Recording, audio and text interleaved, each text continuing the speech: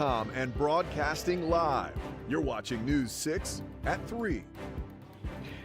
Good afternoon, everyone, and welcome to News 6 at 3 o'clock. You are live inside the News 6 newsroom for the only news you can get at this hour with the latest breaking, and what a doozy of a day it is turning out to be. I'm Ginger Gadsden. A lot going on in this newsroom today. My name is Matt Austin. We are getting some shocking allegations in today about two teens who are accused of plotting to kill a fellow classmate. This is at Lake Brantley High School. We had told you about this story last week. Isabel Valdez and Lois Lippert booked into the Seminole County Jail. We're showing you their faces and telling you their names because these are such serious charges. Valdez charged with attempted murder, possession of a weapon on school property. Lippert is charged with accessory to those crimes. So investigators say one of the girls had a knife and a note in one of their backpacks. We just got our hands on some new court records that claim Valdez was obsessed with the Sandy Hook school shooter, thought a student at Lake Brantley looked like him. It goes on to say she planned to stab him in the bathroom so that she would be united with the shooter. I mean, some strange details in here. Court documents also say Valdez still being investigated for potentially calling in 3 swatting calls at Lake Brantley High just last month. Both of these girls faced a judge this afternoon. Your Seminole County community correspondent, Catherine Silver, was in court for their first appearance today. She's going to have a full update on what's going on this case as we continue to get these details in. Definitely some shocking details, though, in today out of that Lake Brantley story. It's just so disturbing because the Sandy Hook shooter is the person who she associated with this person, and that horrific thing happened in 2012. Case, yeah. 26 people were killed. Adam Lanza was the shooter there. He killed his mom before he went to do that horrific thing, and then took his own life. So I don't know the connection of how she's trying to be reunited with this person who is no longer even on this earth. It is a strange set of circumstances. Really shocking. All right, we're getting some answers on what led to a deadly shooting in the middle of a Seminole County neighborhood. This all unfolded late last night on Colonial Court off of Lake Markham Road, south of State Road 46 and the Wekiva Parkway. The Seminole County Sheriff's Office tells us that there were 4 people in this house, an elderly couple, along with their adult daughter and her husband. The 2 women say the older man had been showing signs of dementia for the last several months now, and there had been some prior issues here. But last night, they say the man got physical and actually slapped his wife. She then went on and told her daughter and son-in-law what happened. They say Sean Simon got up and confronted his father-in-law when they heard a loud bang come from one of the rooms. The victim was taken to the hospital with a gunshot wound to the chest. That's where he died. Simon faced a judge today who found probable cause to hold him with no bond on a first-degree murder charge. He was ordered to have no contact with his mother-in-law, but can talk with his wife. So just some disturbing and sad details emerging from that story. Awful family too. situation there, Yeah. it sounds like. So the person with dementia is the person who was shot in this case. Still a lot more to learn in that one. Our crews are on the way to what we hear is an urgent update in Osceola County. So we don't know a ton about this right now, but we're headed there. Seminole County Sheriff Christopher Blackman holding a press conference at 4. We know this is regarding a 2024 murder. We don't know which case this is about. All we're being told right now is 3 people have been arrested. Again, we have a crew on the way. We're going to take an update live. As soon as that press conference happens, you will see it right here on News 6. We're expecting that at the top of the 4 o'clock newscast. All right, we have a lot of disturbing stories today, and we apologize for that, but that's just the cycle of the day. Yeah, the man accused of stabbing someone in the middle of a crowded park is now being held in jail on no bond. So there he is. James Thompson refused to appear before a judge in Lake County this morning. He was arrested last night, charged with attempted first-degree murder. He is set to be back in court to be arraigned sometime next month. Police tell us this whole thing happened in just the middle of the day while families and children were at the park. And that's when they saw the whole thing happen. It happened in front of their kids. News 6's Troy Campbell spoke with people in the park who say they were stunned to hear what had happened. It's much quieter now here at Farron Park in downtown Eustis than it was earlier. When we arrived here on Tuesday afternoon, this entire area was just covered in crime tape, and there were Eustis police officers. Eustis Police Chief Craig Capri even says a group of kids witnessed the stabbing that occurred here. They saw a fight because it was all close quarters battle. Eustis Police Chief Craig Capri says there was a group of children at Farron Park at about 1 o'clock on Tuesday afternoon when he says someone was stabbed several times. They were in a confrontation prior to coming to the park. It just escalated in the park. Chief Capri released this surveillance video from the park showing the suspect walking in the area. Crime scene tape could be seen into the evening, blocking off areas of the park as families walk nearby. Oh, there's always families and kids playing on that little play area on that jungle gym. Chief Capri says the suspect and the victim know each other, and the victim is refusing to speak to investigators, but that won't deter his detectives. I have a problem with that.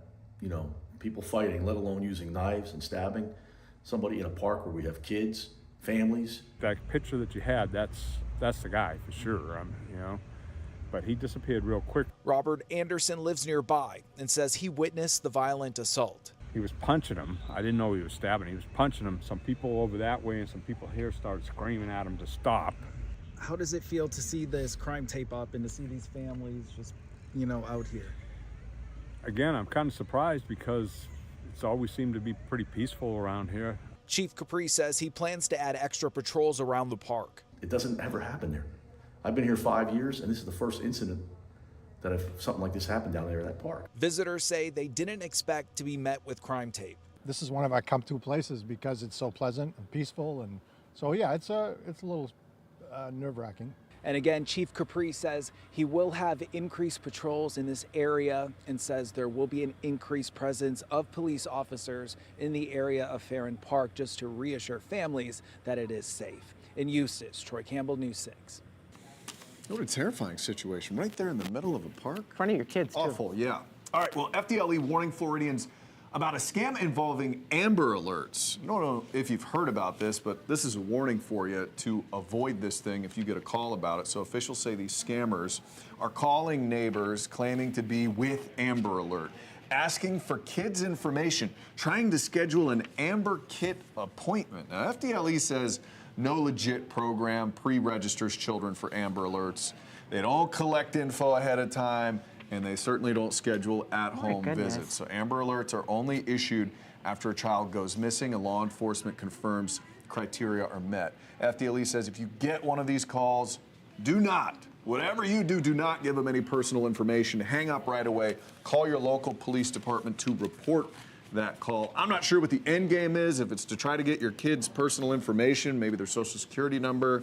They could do a lot of damage with that, or maybe something even more nefarious. It feels like the scammers are scraping the bottom of the barrel now because they're running out of ideas, and now they're preying on We always think they children. got low enough. Yeah, and but then they there's just a go lower. subfloor, Yeah. it appears. All right, we've talked over the last couple of weeks about how some animals are suffering in this cold weather, and we're animals, so we suffer too. But SeaWorld sent us video of 16 large green sea turtles they took in from Titusville. These things are beautiful too.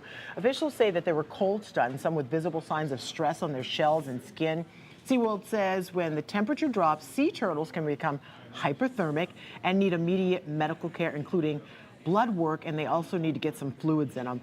Teams at SeaWorld are currently providing around-the-clock care with the goal of returning the turtles back to the wild as soon as they're healthy and as soon as those conditions are safe. So hopefully that will be sometime in the near future, but glad SeaWorld is here to do the work that they're doing because those animals are so important. Yeah, very important stuff. You have to feel bad for the sea turtles. The manatees are still all huddled up. Yeah. I do not, however, feel one bit bad for the iguanas.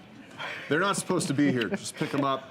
Wow. Toss them into the bin. What a give them hater. the FWC. What a hater. All right, still to come. Discussions to expand a very important roadway for people. This is between Osceola and Orange counties. These discussions are ramping up. We'll tell you about that. It could save a lot of traffic headaches for thousands of Central All Floridians. right, plus we have another example, and it involves us as to why you should not believe everything you see online.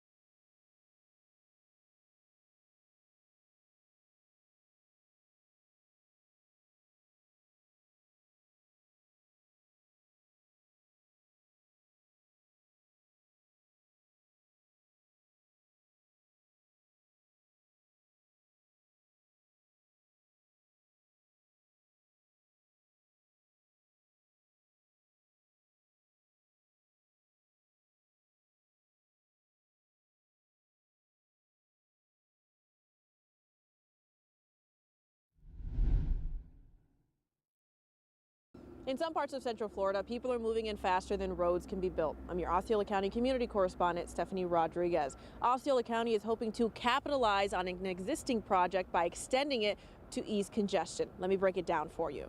Once built, the Sunbridge Parkway will connect Erlo Bronson, which is US 192 in Osceola County, to State Road 528 in Orange County. Now that's already set to happen.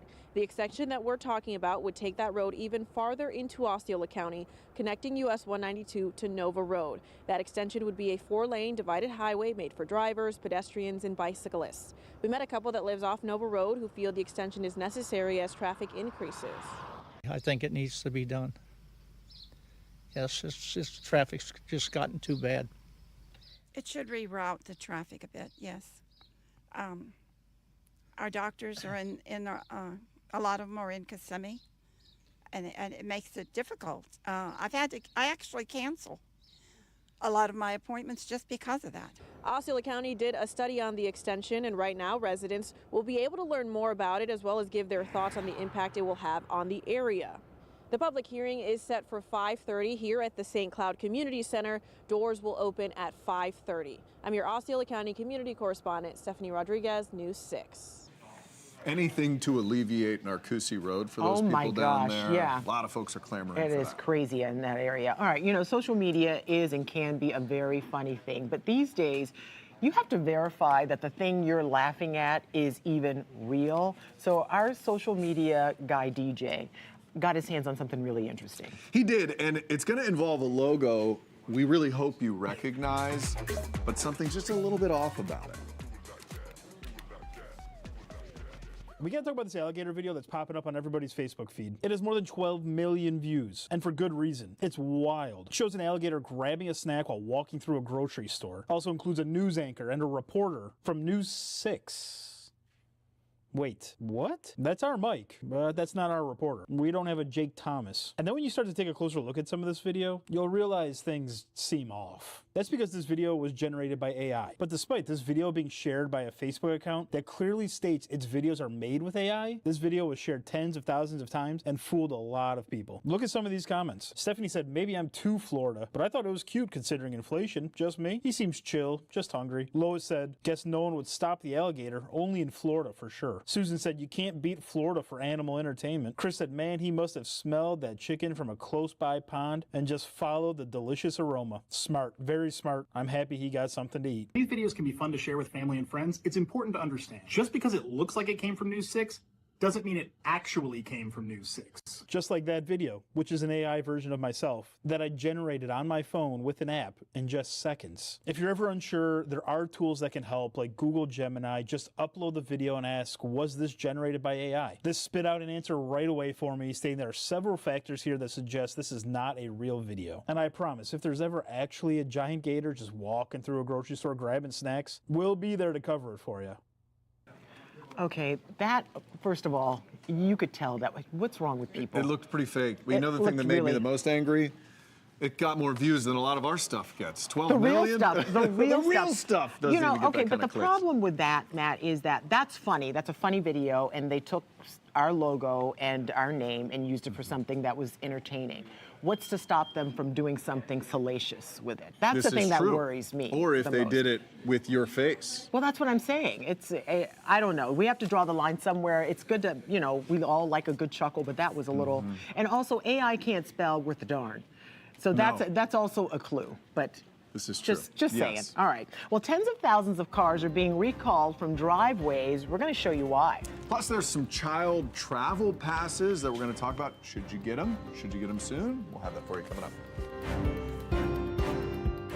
Your Wednesday evening traffic alert, Volusia County, Daytona. Watch out. You'll see some ramp work right around I-95 and US 92 International Speedway, but you'll see some closures as well just to east of I-4. So again, overnight construction there, then down by the attraction, some lane closures between I-4, 528 and the Turnpike. And then of course, those routine lane closures way down on the Florida Turnpike down by Kissimmee Park Road. I'm Trooper Steve with your News 6 traffic alert. Drive safely. I'll catch you in the morning.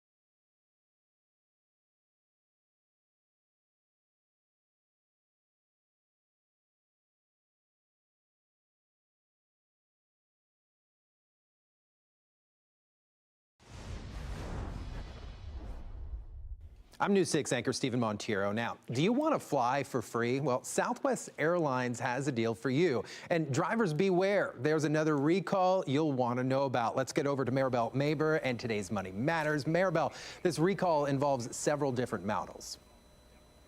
It sure does, Stephen. Kia is recalling thousands of vehicles over a panel display issue that could cause it to black out while driving. So a federal safety notice lists several Kia models, including newer Sorrentos, Sportages, and Carnivals. This includes some hybrid and plug-in EV models as well. A potentially faulty power circuit can cause the instrument cluster display to fail or give improper warning signals. The automaker says it's a software fix that can be done remotely or at a dealer free of charge. Owners will be notified by mail next month. Stephen.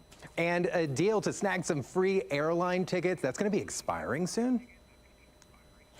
Very soon, Southwest Airlines is giving away free companion passes, but only for 3 more days. The promotion offers a free guest airfare after the purchase of a round-trip ticket or 2 eligible one-ways. The paid flights must be booked by Saturday, and the guest fares will apply to trips later this year. The passes are normally a perk reserved for higher status frequent flyers who earn more than 135,000 miles a year. You have to join Southwest Rapid Rewards program to get the deal, and full details are on the airline's website. Well, Stephen, perfect timing for spring break. Yeah, right? You don't have much time to knock that out. So thanks, Maribel. Remember, you can always get the latest money and consumer news anytime. Just head over to clickorlando.com. All right, Southwest is changing everything right out from under people right now. FWC giving us an idea of just how many of those iguanas were recovered. You know, those things just kind of froze up in the cold. Wow, that's a great reenactment. That's what they looked like, and then they fall over. People just scooped them up. Well, we're learning how many now. During that recent cold stretch, the state allowed anybody to collect invasive green iguanas. That looks like AI. The number of entered in a state of shock due to cold temperatures, since they're cold-blooded, turned out to be 5,200 turned into the state. That was on Sunday and Monday alone. FWC worked with people who have permits to have the animals to take them, including for sale out of state. Hopefully they don't run across state lines. All others were humanely put down. I don't know if you've seen any of the videos online, Gigi. Some of these things are gigantic. They change really color, big. Yeah, and they look like almost the size of a small alligator. Well, what I learned from meteorologist Julie Broughton is don't let them wake up inside your house because they're super aggressive. If they thaw out? Yeah, in your home. If you bring them, I don't know who would do that. I haven't met anyone who would be okay with that.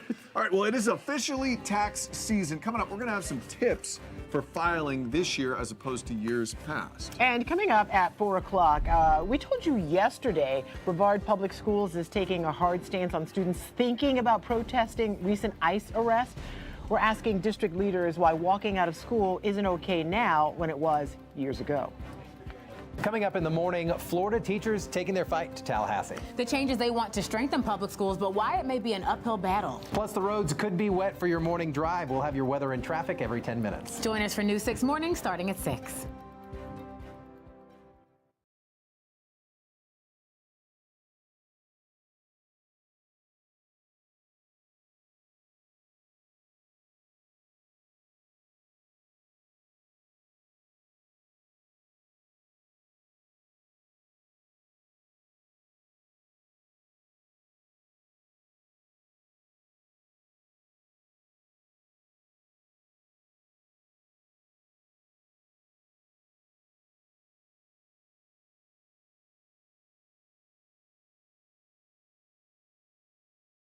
Hello, sir. 1, 2.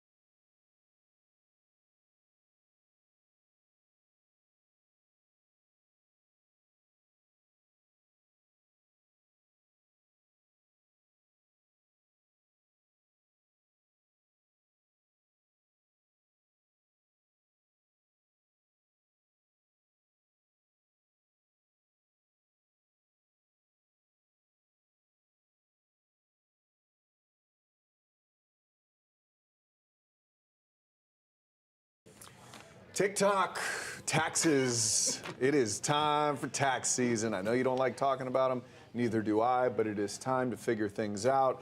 There are some things changing this year that you need to know about, and we have our dollars and cents guru, Donovan Myrie, joining us now. Hola. Hey, man. Hey. So give us some hints on what is going to be different this year that people should be focusing on as they start planning to get those taxes. Yeah, and you know, here's the thing. It's February, so your W-2s have arrived. Yeah. Either in your mailbox or in your inbox, you know. And we've got a few changes that basically come about from the big beautiful bill act from last year. Okay, 4 big changes that we want to kind of highlight. First of all, this is a big one, especially for folks down here in Florida. $6,000 bonus deduction for seniors, and basically what that's saying is they can add an extra $6,000 and basically reduce their tax base by $6,000. And remember, all of these, there are limits in deduction. If you're making, $500,000 a year, you're probably not going to basically apply. And that's 65 and over, I'm guessing? And 65 and over, okay? Next one, taxing of tips. Again, up to a certain limit, but it used to be that tips were part of your income and you had to report them, okay? Which is one of the reasons why a lot of people would tip waiters and waitresses in cash, so like it didn't get reported. Now, you still have to report it, but you don't get taxed on it. So really, really good for a lot of our service workers, okay? Third thing, no taxing of overtime pay. Again, it's reported, but that time and a half, you get taxed on the time, you don't get taxed on the half, if that makes sense. So the extra half you get for is it just overtime? Does it work? Because some people work a holiday and they get holiday pay as well.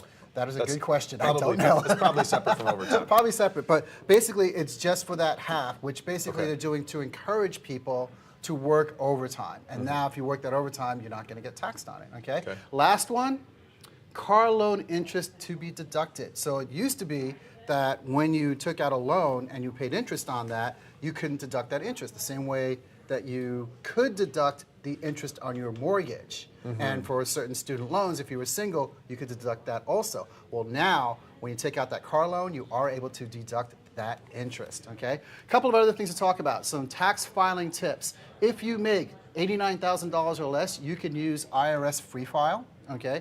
If you make $69,000 or less, you can get help filing through a program called VITA, Volunteer Income Tax Assistance. And what that is you can literally go on the website, look for your local area, and they will connect you with somebody who can sit down with you and walk you through your taxes, okay? And then last but not least, what do they say? File electronically. You're going to get your money back faster, usually in about 21 days or so. Yeah, it comes quicker than that sometimes. Yeah, sometimes, it comes really quick. Love the electronic. Very good information there, Donovan. Thank you. And we have all this on our website. There are some more things to look for. And the cool thing about the web story on this, we have links to just about everything I've talked about, plus a few more things we didn't get into, military taxing and help for the elderly. This man's web stories are dynamite.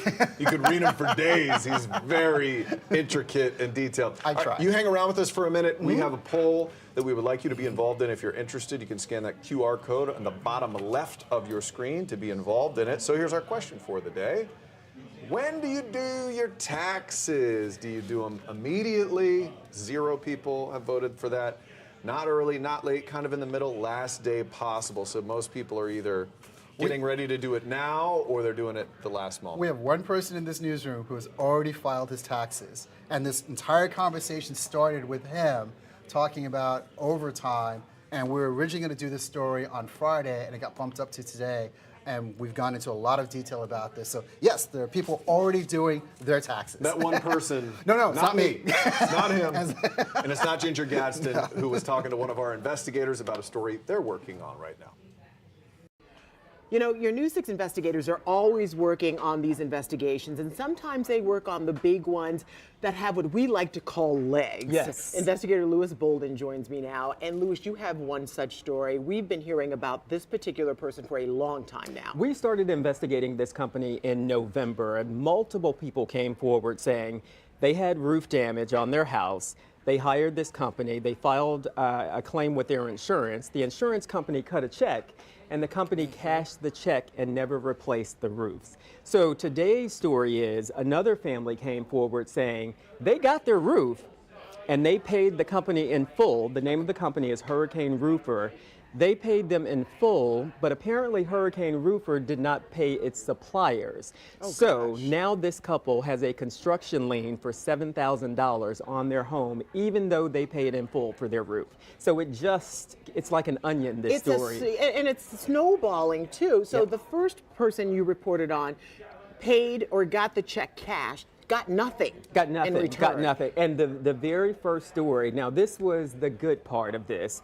After we aired that first story, a local company, roofing company, saw that story, contacted us and said, we want to help that family out. We want to give them a free roof. And they did that. So that first company, that first couple, they don't have their money, but at least they have a new roof now. Okay, but now these people you're talking about today, they have a lien against their home? Yes, even though they paid in full, I believe it was $18,500, but Hurricane Roofer did not pay its suppliers. So legally, those suppliers can put a lien on the property, and that's what they did.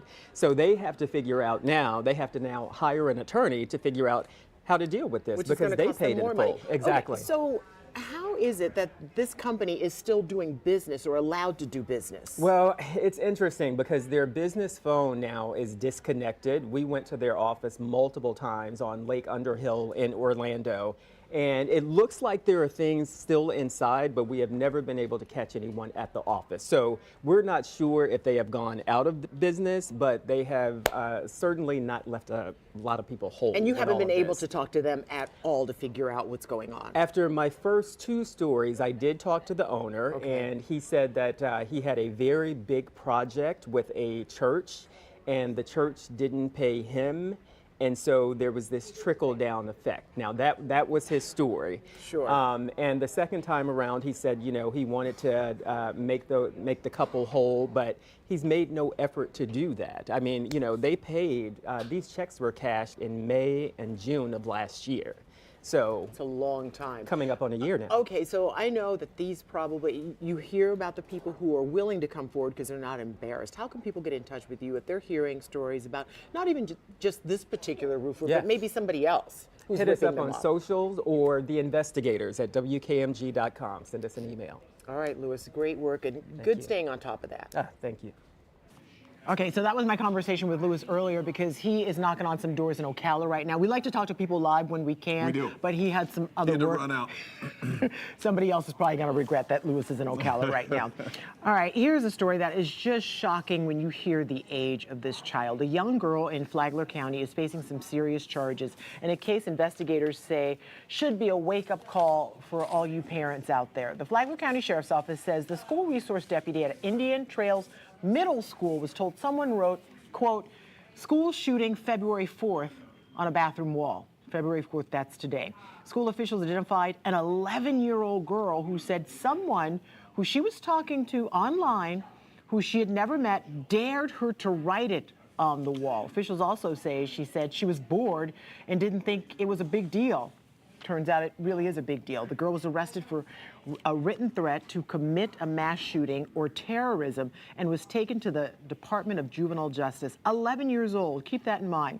The Sheriff's Office says this is just another example of parents needing to know what their kids are doing online and maybe more importantly here, who they are talking and chatting with while they are online. But again, an 11-year-old in some serious trouble right now. Hard to imagine. I have a 10-year-old, so to think about a kid doing that, taking those, it's an extreme But they have measure. to take that seriously. Have they to. don't know. Yeah, that is a real deal charge there for just a little kid. Well, one of the biggest stories that we've had online, everybody's been clicking on, has been this Olympic gold medalist, Sha'Carri Richardson. She was pulled over in Central Florida for going over 100 miles an hour. The news today is that she is pleading not guilty in this super speeder case that got her arrested. Take a look. We showed you this body cam video a little bit ago. I would wipe that smile off your face. I'm Sergeant McDaniels with the Orange County Sheriff's Office. You're being stopped for dangerous excessive speeding. I understand my tire at the back is like literally on 29. Now, deputies say Richardson was going 104 in a 65. This was on State Road 429. Deputies say she was dangerously tailgating, going in and out of lanes, passing cars. They say she even cut off a cop, and that's how she ended up getting pulled over. On top of the excessive speeding charge, she's also facing a whole bunch of traffic infractions as well. But again, the new news today is that she is pleading not guilty in that, hoping to get out of those charges. Yeah, we'll stay on top of that one, of course, because you're really curious about that. Well, something we're curious about, you never know what may be lurking under the sea. And today we're not talking about a red-haired mermaid either, because we know that's there already. Oh, but this is was that your under the sea. Little Mermaid joke? Okay. Wasn't a joke, facts. Look at this. A team of researchers documenting the deep sea off the coast of Argentina captured rare footage of a jellyfish that can grow as long as a school bus. Now, these things have been found all over the world, but the sightings have only come about this year. The top can grow up to 1 meter in diameter. This is not an illustration or something that it looks like fake video. That's real. This is real. Yeah, their arms, their tentacles can grow to 33 feet long. But this beast, thankfully, will not be washing up on shore anytime soon. They found it 820 feet below the surface. Researchers also found 28 new species, including worms, corals, sea urchins, and sea snails. But that looks like some sort of animation that someone created. I don't know what kind of camera they're using for that, but I am impressed and I'm also terrified. Well, it's beautiful to look at, Yeah. but I don't want to see that thing on the beach anytime soon. No, and I don't think you will. Yeah. Probably. All right, we're going to take a closer look at your forecast coming up after the break. Plus, our partners in Jacksonville are doing some digging into a deal that seems just a little too good to be true.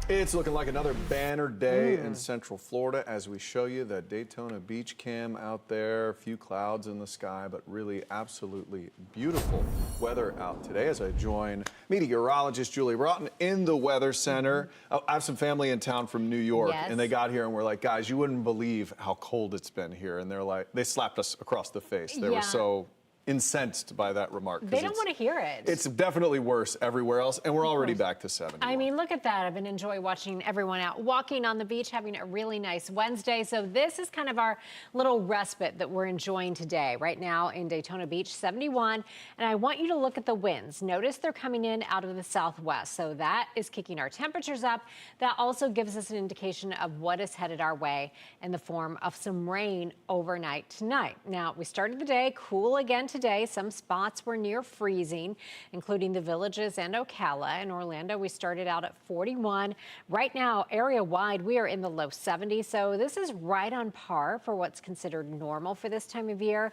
And we're about 10 to 12 degrees warmer than we were yesterday at this time. Okay, so I want to show you this. This is the southeastern United States, and of course, you'll notice that big front stretching back across the Gulf. That is what is headed our way through the overnight hours. So why that's important is because when you're heading out tomorrow for work and to school, we're talking about a wet morning drive. So I know a lot of kids walk or have to stand outside waiting for the bus. It's a day where we're going to need the rain gear as the kids are heading out. And also, you know, the roads get crazy in the morning when they're wet. Truth. So that keeps Trooper Steve pretty busy. I think tomorrow will be one of those days. Here's how that looks. I want to go ahead and time this out for you. So there comes our front. Notice the clock at the top of the screen. That is 10 o'clock this evening. You'll start to see a few of those showers moving into our northern counties. Then that rain spreads from north to south through the overnight hours. By around 2 o'clock or so, it starts to reach areas like Sumter and Lake counties, into Volusia and Flagler counties as well. And then here we are right at 7 o'clock, that front right on top of us. And I think around 7 o'clock, just about all of us will be seeing some rain, or at least have seen some rain. So that means the roads will be slick everywhere tomorrow morning. So just go ahead right now, set your clock a little early, plan to give yourself a little bit of extra time. Then by 8 o'clock, still looking at some pockets of heavier rain. Notice where you see the yellow and the orange. That's where we could see some heavier rain, which means that we could be talking about reduced visibility. Even into 10 o'clock down in areas like Osceola County into Brevard County, still some of that heavier rain. Now we are in a drought situation across much of Central Florida. New drought numbers come out every Thursday for us. And you know, we talk about it every Thursday, and the numbers just keep getting more and more concerning. I don't, unfortunately, think we're talking about any super impressive rainfall totals with this, so won't necessarily help those numbers out a whole lot for us. Although we just do enough to make the roads slick in the morning and complicate things. I mean, I always feel so bad for kids waiting at the bus stop and things like that in the rough weather. So we'll see a little bit of a cool down behind that by Friday. So did you put your coat away, Matt? Did you put everything I did. I got rid of it. I thought I was done. Did you burn it? I actually, burned it in effigy. Well, that's going to really be rough for you Friday morning, because again, Friday morning will be in the 30s. But this is what is headed our way next week. We will see temperatures warmer than normal as we move into next week. So here's your 7-day forecast. Something for everyone to enjoy. So we'll keep those rain chances around 50% for tomorrow. I think by this time tomorrow, the rain will have cleared out. Then the cooler air builds in. By the weekend, I think we deserve a great weekend. I know your friends visiting from New York. Hopefully they'll enjoy the weekend. 69 on Saturday, then into the 70s. And by this time next week, I think we'll be nearing 80 degrees. So hopefully the cold is over. Some of the models outdoor air conditioning this weekend. That is a nice looking weekend there. I like that. 69 to 72, no clouds, this no past rain. weekend was rough. It was. It's time to be back to I know. Florida Our week again. of winter was so hard. So now we're ready. And of course, you can track all of those changes. We would love for you to download our free News 6 weather app. All you have to do is search WKMG in your app store. This week on Politically Motivated, our podcast taking you inside the Florida legislature, breaking down policy, power, and how it impacts you. Supporters of medical marijuana still weeding out issues trying to get it on the November ballot. So you've got to go through all 28 congressional districts and get a certain number of signatures. And then the state adds those up and they verify them and they go in and they look and they're like, okay, did you actually sign this? Are you a registered voter? So here's how it works. Most signature verification happens at your local election office, and then it's submitted to the state, which in turn says you have to have 880,000 valid signatures. They told Smart and Safe Florida, that's the group behind this petition, they couldn't roll out enough support. You only ended up with 783,000. That's 100,000 short. You're not going to get on the ballot. Safe and Smart Florida is like, whoa, whoa, whoa. We submitted 1.4 million. We think we've got enough. And we know that this is a larger issue, too, in terms of the state really tightening the purse strings when it comes to petitions. There have been a lot of, I want to say rampant fraud, but enough so that they have said, hey, we've got to go back and check these signatures. Some of this is not looking right. These are not legitimate. Where did you get these people's names, addresses, phone numbers? So we're tackling what's next in the push for pot in Florida, plus Don Lemon's high-profile arrest in Minneapolis covering anti-ICE protests. It's all on clickorlando.com and News 6 Plus. Just look for this under Politically Motivated. Well, now it's time to take a look at a pretty interesting story we saw from our sister station in Jacksonville. Yeah, subject to mortgage deals are legal but risky transactions that can potentially leave homeowners on the hook even after they sign over the deed. So our reporter in Jacksonville, Tiffany Salome, is hearing from a homeowner who says payments on his mortgage were not made after selling his home, triggering foreclosure and credit damage. Stacy Sexton thought he found a way out. Basically, they buy your home, they take over the deed, they make your mortgage payments for you, they go in, they put some investment into the property, and they use it as a rental. And then eventually, when the market takes a change, they'll pay off the existing mortgage, you'll be free and clear. He sold his home to BG Investment Group, also known as BG Ventures Investment Real Estate, last year, subject to the mortgage staying in place. They're good at showing you the light at the end of the tunnel. You know, as a homeowner, when you find you're upside down in your home, they came out to the house, we signed off all the closing documentation. I got a check for $4,000. A couple months went by, my mortgage company was, reaching out to me. Hey, you haven't made, the payments aren't being made. The home was no longer his, but the mortgage still was. These documents Stacy showed us mean he's on the hook for more than $35,000 in missed mortgage payments. He sent email after email to the company asking what was going on, and eventually he says they stopped responding. Now he tells us his home is heading toward foreclosure. This is the home Stacy and his wife sold to BG Ventures. They understood that renters would be living at this property, but we found no one to be here and a notice about a vacant or abandoned home posted on the door. Check it out. Vacant or abandoned. I'm a military veteran. I work full time. I pay my bills. And I mean, it's a VA loan. So not only is it in foreclosure, not only has it ruined my credit, I won't be able to get another VA loan until all this is satisfied. So a huge impact on your life. Huge. We've, losing sleep and stress and worry. I want to be able to pay off the mortgage company. I want to be able to make the VA whole, but I also want these guys to be held accountable. Tiffany Salome, News 6. Now, Tiffany made multiple attempts to reach someone at BG Ventures for comment. They have yet to receive a response. But as we've mentioned, our partners in Jacksonville have done a lot of reporting on this issue. So you can see all of their coverage right now on our website, clickorlando.com. Well, as you guys mentioned at the top of the hour, we are expecting some updates very soon on a case that investigators have apparently been working on for over a year. Osceola County Sheriff Christopher Blackman is set to hold a press conference. It is scheduled to start at 4 o'clock on a murder investigation. Now, they are not saying much about this right now, but what we do know is it stems from a 2024 case, and 3 people have been arrested and are now facing charges. As soon as that press conference gets underway, we will bring that to you live. We have a reporter on the way to the scene as well. Again, that is scheduled to start at 4 o'clock. Sometimes they run a little late. Yeah, exactly. But we'll get to it whenever they get to it. Well, a critical asset to protect a community is opening today. That's right. The void that officials are hoping to fill, we'll have that for you coming up in just minutes.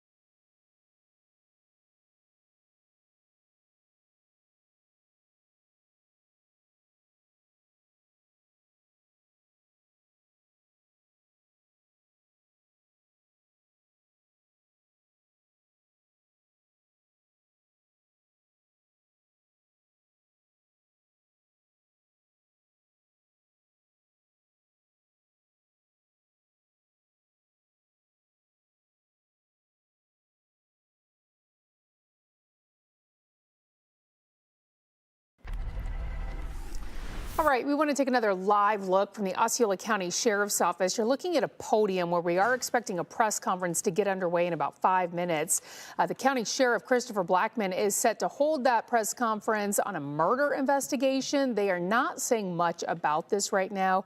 We do know it stems from a 2024 case. 3 people have apparently now been arrested and are facing charges. As soon as that press conference gets underway, we will bring it to you live. Seminole's newest fire station is filled with equipment and at the ready. I'm your Seminole County community correspondent, Mark Lehman, and we've been following the progress of Fire Station 39 since it was approved 3 years ago. Even just in that time, this area has seen a lot of growth, and now we're seeing the impact all of this is having on the community.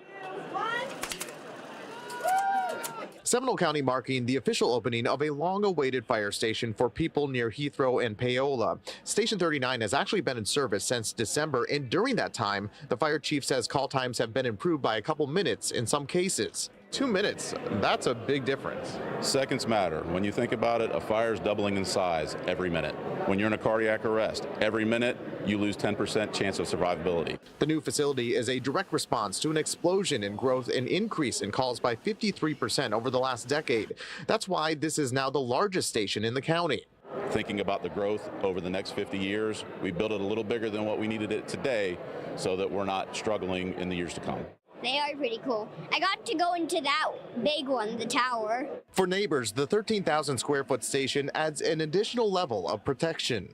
Whether they're coming from the Lake Mary or the other location, it's just, you'll know you'll get some response a little faster. They made me feel welcome and they brought me joy, and I felt like this is so great for the community. Kathy Denola taking a personal interest after paramedics responded to a call involving her late husband last year. She now takes comfort knowing first responders are much closer, serving nearly 11,000 of her neighbors. A lot of peace of mind. That's important. It's important to people to know that they're safe. I'm your Seminole County community correspondent, Mark Lehman, News 6. 2 minutes can feel like an eternity during an emergency when life is on the line and you are waiting for someone to respond. If you've ever had to call and to wait for emergency crews to show up, it is, when you see them, it is really just a blessing when they are there and they just make everything seem like it's going to be all right. And it's something we're seeing across Central Florida. As we continue to grow, those demands continue to go up. Very important. All right, we have a lot of news coming up. We're getting ready for News 6 at 4 o'clock. We just showed you the live pictures a short while ago. We're waiting for Osceola County Sheriff to talk about a homicide case that happened in 2024 where 3 people were killed. We don't have a whole lot of details We're on hoping to what's get happening, some, but yeah. they're going to reveal exactly what this case is all about. All right, another story that has a lot of people talking, and county leaders are talking about this as well in one Central Florida county, putting a ban on toilet water being used for tap water. We're going to be diving into that issue. I don't know if we want to dive into it, but we're certainly going to be talking about it. It's really interesting. That's right. We're going to have that story for you coming up in just minutes. News 6 at 4 starts right now. Streaming on clickorlando.com and broadcasting live. You're watching News 6 at 4. Now at 4, we are following breaking news. The Osceola County Sheriff is getting ready to give an update on a 2024 homicide case. 3 people are now under arrest. And there you're looking at the podium where Sheriff Blackman is scheduled to give that press conference as soon as it starts. We'll take it live. First, though, we're taking a live look over downtown Orlando. This is from our Light Orlando Delivering Hope camera, where you can expect to see a lot of change in your weather. From early rain to chilly temperatures once again, Julie Broughton joins us now with what we can expect, Julie. And we do have a lot going on and some changes, but let's just take a moment to appreciate how nice today has been. This is our Light Orlando Delivering Hope Together camera once again for you. A little bit hazy over downtown Orlando, and we are continuing to see temperatures really feeling nice outside. Most of us are in the low 70s right now, sitting at 73 degrees. A little more cloud cover working into the picture. And I want you to notice those winds coming in from the southwest. That is ahead of a cold front. That is kicking our temperatures up. That is why we are about 10 to 12 degrees warmer than we were 24 hours ago. Now, when we're back here tomorrow afternoon, we're going to be about 10 to 15 degrees cooler. Here is a front that is pushing towards central Florida.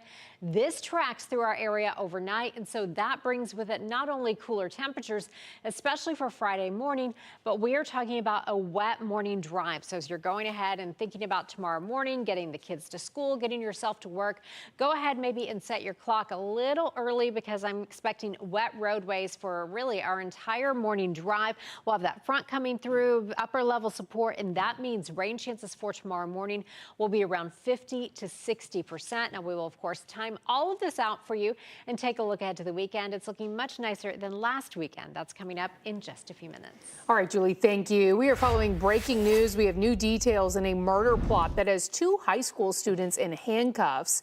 Last month, we told you about the teens who were arrested after a knife and a note were brought to Lake Brantley High School. Yeah, now investigators are revealing what they were planning and why. Your Seminole County community correspondent Catherine Silver is live at the jail where those teens are being held. Catherine.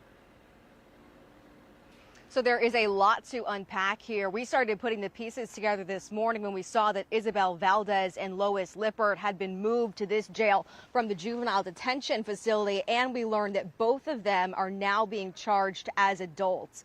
I want to show you video from just this afternoon. There was a quick hearing we were at now that the cases have been transferred to adult court. We didn't see Valdez or Lippert in person, but we can show you their pictures. We're learning a lot today from newly released court documents that were posted on the clerk's website. An arrest report says that Valdez planned to stab and kill another student at Lake Brantley High School, and that Lippert knew about the plot and tried to help her carry it out. The documents say Valdez thought the boy looked like the shooter from Sandy Hook, who she had been fascinated with, and she had voices in her head telling her that if she killed him, she could bring the Sandy Hook shooter back to life. I tried to speak with her attorney today about this case. Is there a statement you'd like to make on your client's behalf? Not at this time. Thank you.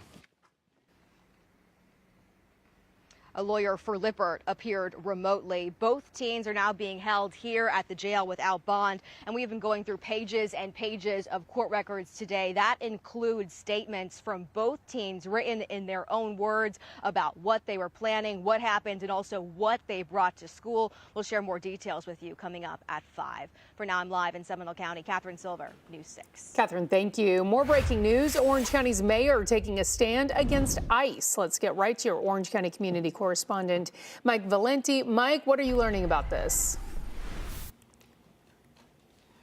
Yeah, so Lisa, we were actually inside Apopka City Hall behind me covering a different story when I got an email from Orange County showing what I'm about to tell you. Mayor Jerry Demings sending a letter dated yesterday telling the Department of Homeland Security and ICE that things are about to change at the jail as it pertains to the county's agreement with ICE on immigration enforcement. He says that effective March 1st, the Corrections Department will cap the number of inmates who have ICE holds but no local charges. He says that cap will be 66 men and 64 women. Remember, we told you yesterday, as of yesterday morning, there were 134 inmates in the Orange County jail with an ICE hold but no local charges. He also says that the department will eliminate multiple bookings for the same immigration matter. You'll remember just yesterday we told you how a federal judge in court admonished an assistant U.S. attorney with the U.S. Attorney's Office for the ongoing practice in which ICE agents pick up an immigrant detainee after a 48 to 72-hour hold and then rebook them, effectively restarting the clock. There's much more to this letter and another letter he sent to immigration advocates. We're going to bring you the latest tonight at 5. Guys? All right, Mike Valenti reporting live for us. We understand that Osceola press conference with Sheriff Blackman has started. Let's listen in. Multiple times while driving the vehicle. This incident was determined later by our investigators to be a premeditated murder linked to organized gang activity in the area. After processing evidence and following the leads for several months, our detectives identified 3 suspects that were in the vehicle with the victim. The 3 people were Cornelius Walls, Tashard Smith, and Sincere McKenzie. At the time of the shooting, Walls, Smith were both 17 years of age. The investigation was presented to the state attorney's office, and the grand jury subsequently indicted all 3 suspects for first-degree murder. And with that said, we'd like to recognize the grand jury for doing the right thing and stepping up, because this is a premeditated murder of a young man.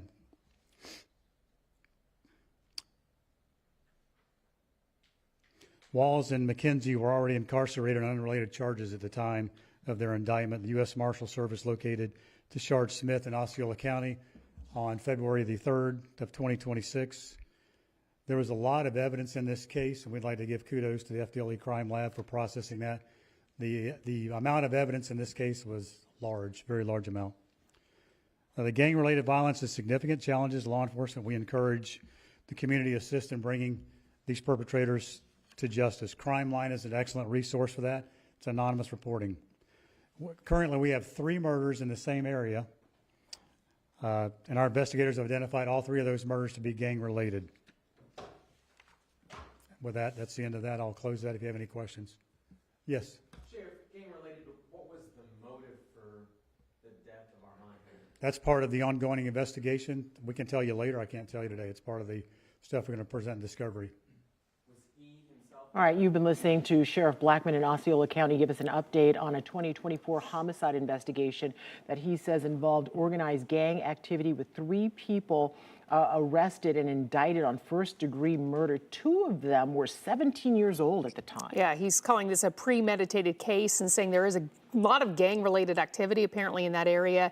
Apparently 3 murders have taken place in that same area. So we have a crew there. We're going to continue to monitor that for you. You can also watch it on clickorlando.com. All right, moving on to other news now as people around the country protest violence involving ICE agents. We told you how a local school district is warning students not to walk out of class or they could be disciplined. Yeah, Rockledge community correspondent James Sparvero covered a walkout for a different cause at a Brevard County school years ago. James asked why those students did not get punished, but those who do now could be.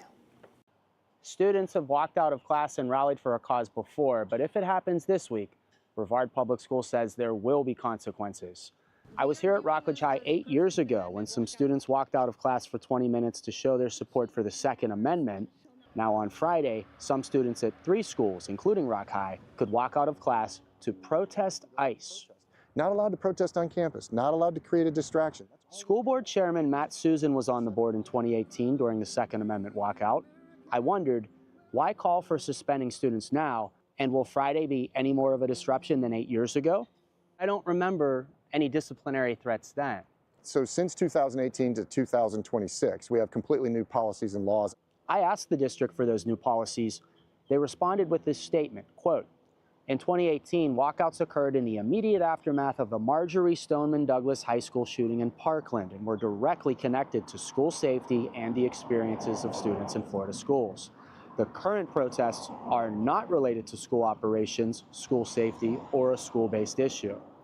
So how much participation do you expect Friday? From some of the reports that are coming back and forth, it seems that a lot of the kids are seeing the fact that it's just become a bunch of adults fighting each other online, and that the true nature of what that protest might be is kind of being lost.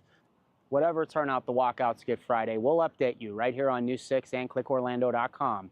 I'll also put the full statement the district gave me on our website. In Brevard County, I'm your Rockledge community correspondent, James Sparvero, News 6. It has now been 3 days, more than 3 days, since news anchor Savannah Guthrie's mom has been missing from her home in Arizona.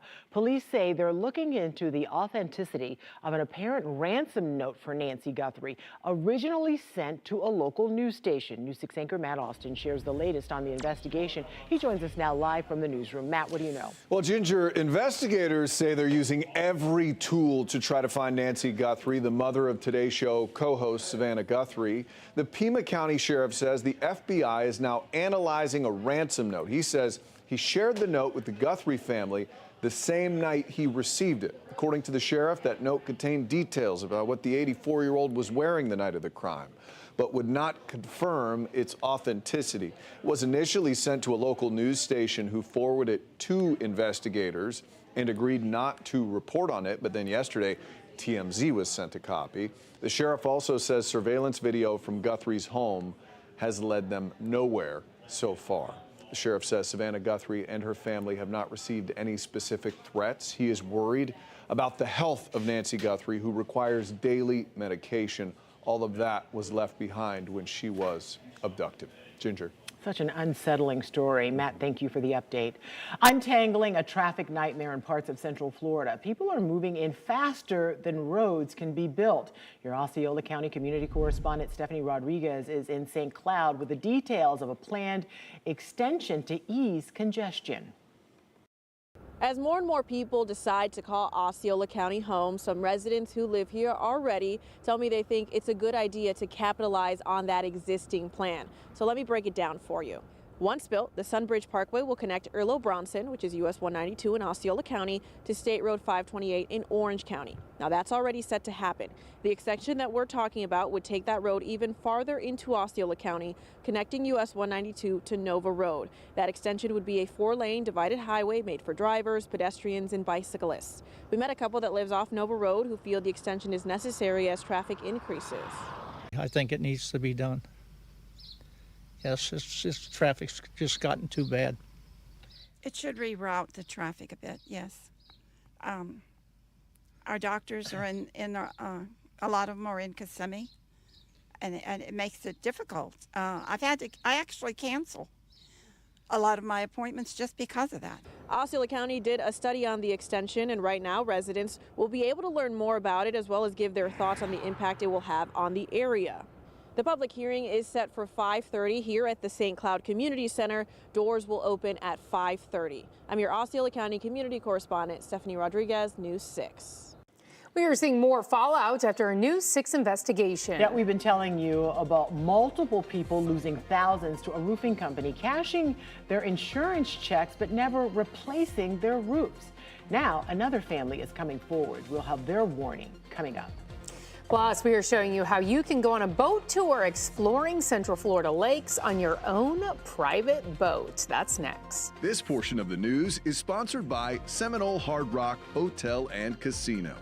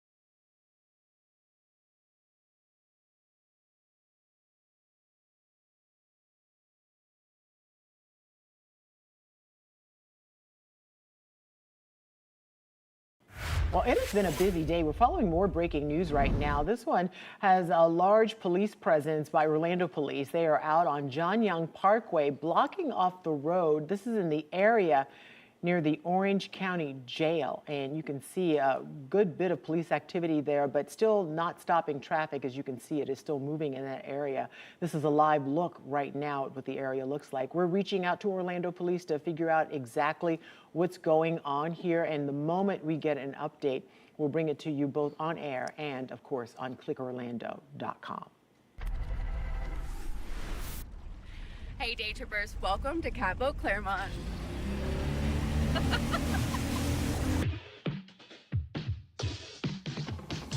Catboat Claremont isn't just your typical boat tour. We are cleared for takeoff. Well, what it is a boat tour that's very unique because everyone gets their own boat. That's right. You and a friend get your own boat for a guided tour of the Claremont chain of lakes. So you get your own private boat, but you also get all the history, the topography, all the information on radios, because we're talking to each other. And we move as a fleet as we go through our 13 beautiful lakes. We greet you, we check you in on our phone. The most important thing is to use the restroom before we go, and everything else we take care of. We're just going to round you up when we're ready to go. Then we're going to go over all of the safety equipment with you, also a complete driving instruction, make sure you're nice and comfortable. If you can drive a car, you can definitely drive our boats. And then we head out on the water and have a great time. Oh my God, we're doing it. Okay, ready? Hold on. Some of my favorite parts of being on the Catboat tour, the alligator trivia. But the question is, how many people get bit each year? Gary's bet 10, and what is your boat thing, Joey? What do you want to go with? You said 3. I'm going to go with 3. Copy that at 3, and congratulations, your boat is the closest. Woohoo! And the fun facts along the way. All right, guys, soon we're coming up on a boat ramp that was used in the hit movie Waterboy. No way! And on top of that, the bird watching is also an added bonus. There's a hawk just above us to the left. Good eye. Oh my God, that's beautiful. Oh. Oh my God, hello. You are just so beautiful. Captain Nate and Master Captain Grace were amazing the entire trip. I would say our main goal as we're going through here is connection. We're trying to connect you to nature, our history, and most of all, to each other, and go out and have a wonderful time with someone special in your own boat. So whether you're looking for a relaxing day at the water or a unique adventure, Catboat Claremont is the place to be. 10 out of 10. I highly recommend this. This is one of the most amazing things we've done so far in Day Trippers. Do it. Where can people find you? Right on our website, catboatclaremont.com. Doesn't get any easier than that. That's all the way down. Well, that's it for today, Day Trippers. I'll see you next time for our next adventure. Until then, stay local and play local. Okay, that looked like a really good time. It Sign did. me up. I agree. Except for right now. Correct. Yes, needs to be a little bit warmer out there, but it does look really cool. Can we all 3 fit? No, I Probably think it's not. made for 2. Okay. Yeah. One of We us can is find just- someone else to go with us. Okay. All right. You guys how- work that out. Yes. So we do have some big changes on the way, Julie, including some rain that we actually need right now. Yeah, we do desperately need that rain. The models aren't looking too impressive as far as rainfall totals. We'll get new drought numbers tomorrow. I'm not super optimistic that this will help a whole lot with the drought, but what it will do is it will make for a wet morning drive. So you will be dealing with rain on the way to school, on the way to work. If your kids go to the bus stop, then make sure they have the rain gear, because we will be talking about widespread rain moving in by around 4 or 5 o'clock tomorrow morning, sticking with us all the way through that morning drive time through around 10 o'clock or so through our southern counties. Now behind this, we'll see conditions getting windy. We'll see wind gusts up to around 30, 35 miles per hour at times tomorrow afternoon. Not quite as windy as we saw over the weekend, but still pretty gusty out there tomorrow afternoon. And that means Friday, we wake up some spots near freezing before warming up for the weekend. So this is what we can expect for Friday mornings. So hopefully you didn't put your cold weather attire away because we are going to need at least one more morning. 32 is where we'll be in Ocala Friday morning. 32 is where you'll be in the Villages. 38 in Orlando, 40 in Melbourne. Factor in the wind. Here's how it is out ahead of that front that has warmed us up for today, that will bring us the rain over the night, and that will cool us down by Friday morning. Those temperatures in the 30s Friday morning. Now, right now, we're sitting at 72. If you're in Hualapa, 72 in Yeehaw Junction. Ocala, you are at 71 right now, and it is 73 degrees if you're in Pearson. Winds are coming in generally out of the southwest, gusting up to around 20 to 25 miles per hour. Again, bringing that warmer air into the picture ahead of our front. Now, here's your hour-by-hour forecast. Your forecast is sponsored by Renewal by Anderson.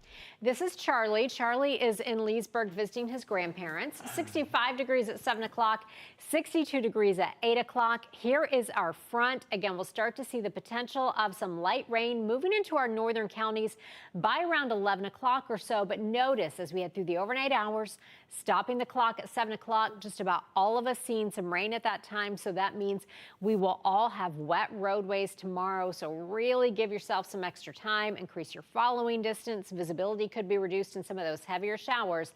Then I think we will clear the rain out of here by around 2 o'clock, clearing from north to south. Then in the 30s Friday morning, but look at the weekend, looking great. We get back into the 70s, and by this time next week, we'll be close to 80. Julie, thank you.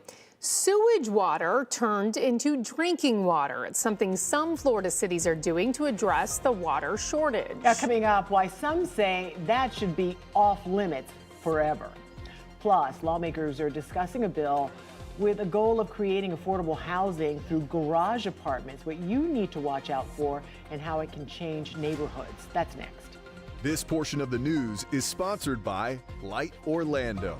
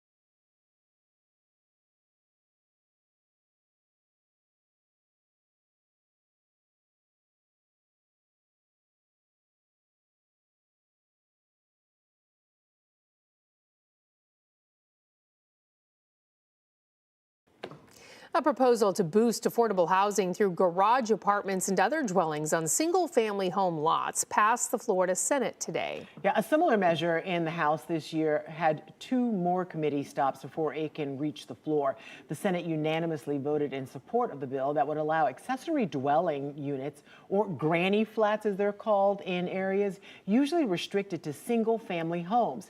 Senate bill sponsor Don Gates says there is always a need for more affordable housing in Florida. ADUs can increase workforce housing. Because ADUs cost less to build, they cost less to rent and are often located in areas where workers need to live to be close to their jobs. Last year, the House and Senate passed separate versions of the proposal, but the chambers were not able to work out how to regulate the dwellings as short-term rentals. Right now, cities and counties can regulate the units, which are independent living spaces added to residential properties. Leaders along the coast are racing to ban a so-called toilet-to-tap concept before it even starts. How it works to address a water shortage and why some call it dangerous, that's coming up. More fallout after a News 6 investigation. Last November and December, we told you about multiple people who lost tens of thousands of dollars after a roofing company cashed their insurance checks but never replaced their roof.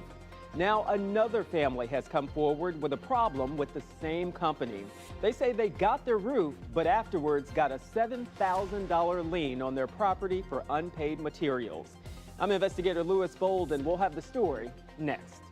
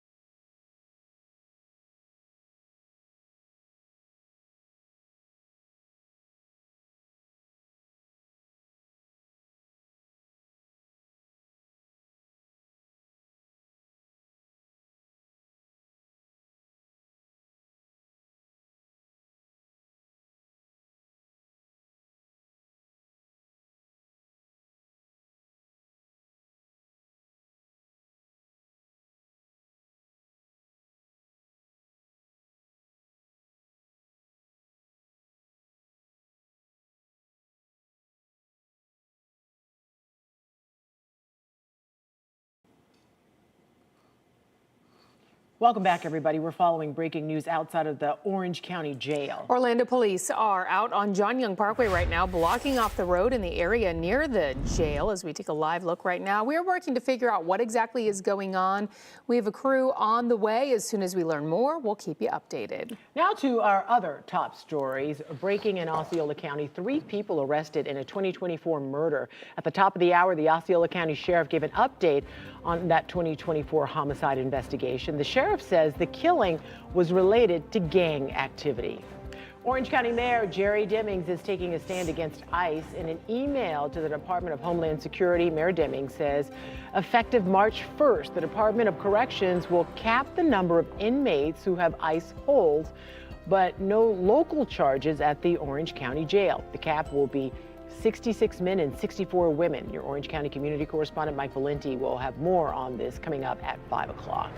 And in Seminole County, 2 teen girls are facing charges after investigators say they plotted to kill another student at their school. Lake Brantley High School is the school. It happened last week. Isabel Valdez is charged with attempted murder and possession of a weapon on school property.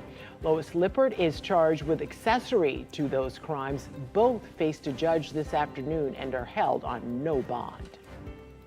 More fallout after a News 6 investigation. Last November, we told you about an Apopka family who lost tens of thousands of dollars after a roofing company cashed their insurance check but never replaced their roof. Well, in December, more people came forward from Palm Beach County saying they had the same issue with the same company. Now, another family is telling News 6 they got their roof, but then got hit with a construction lien on their property for thousands of dollars. News 6 investigator Lewis Bolden has the latest.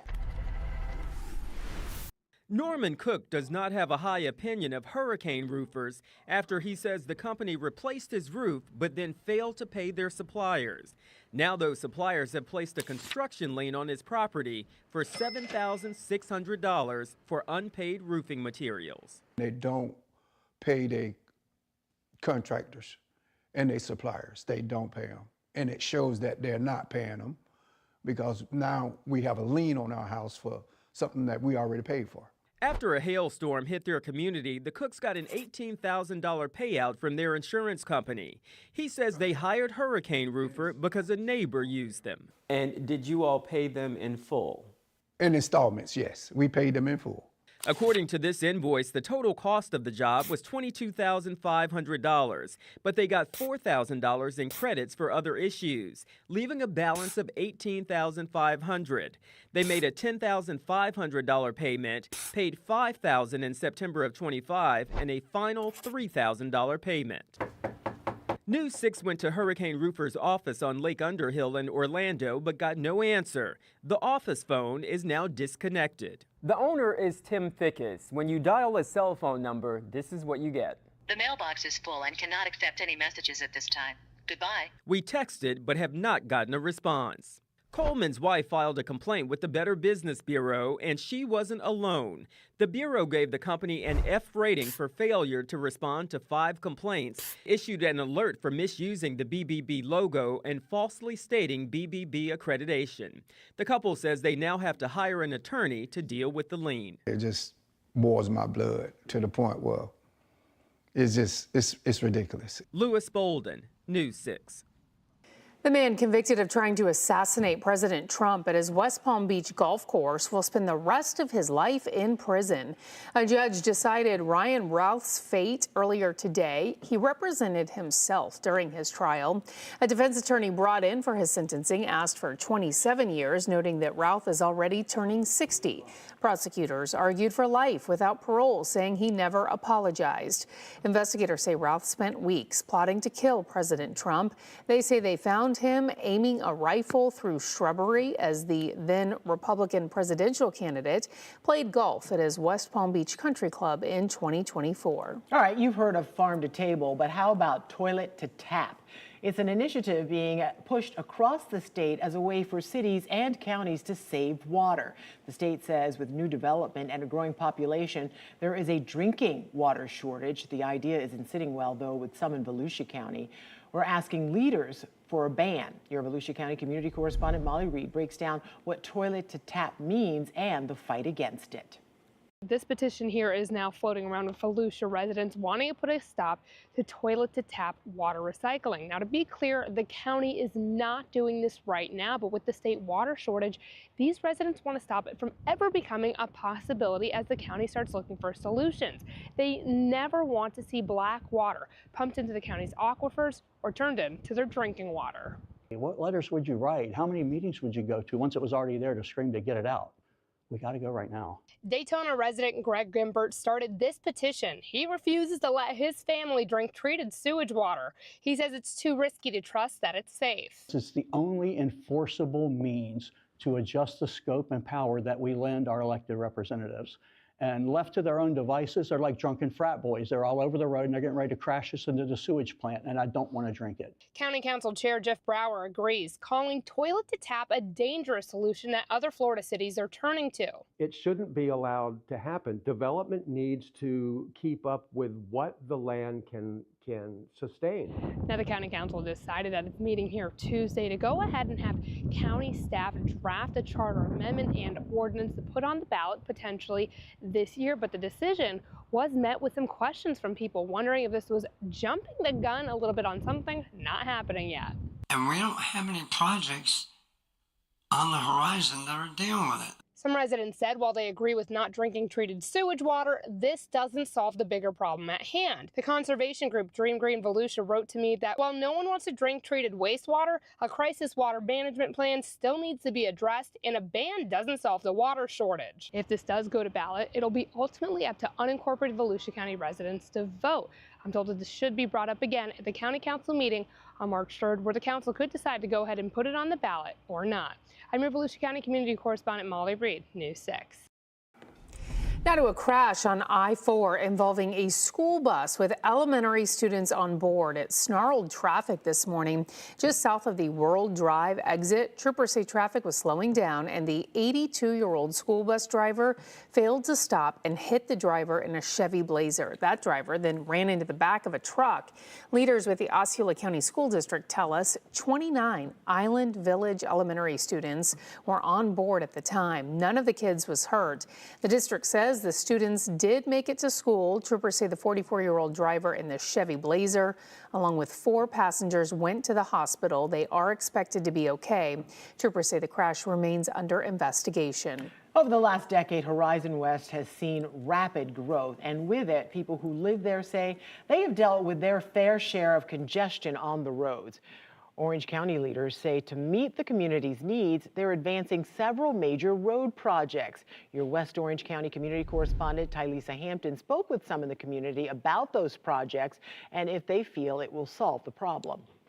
Well, you can see the line of cars down by this intersection with several roadway projects happening in Horizon West. I spoke to people who live in this area. They say they have a difference of opinion on if these projects will make any difference when it comes to the problem of traffic. It's just going to be another clog. I think it's great. It's really needed.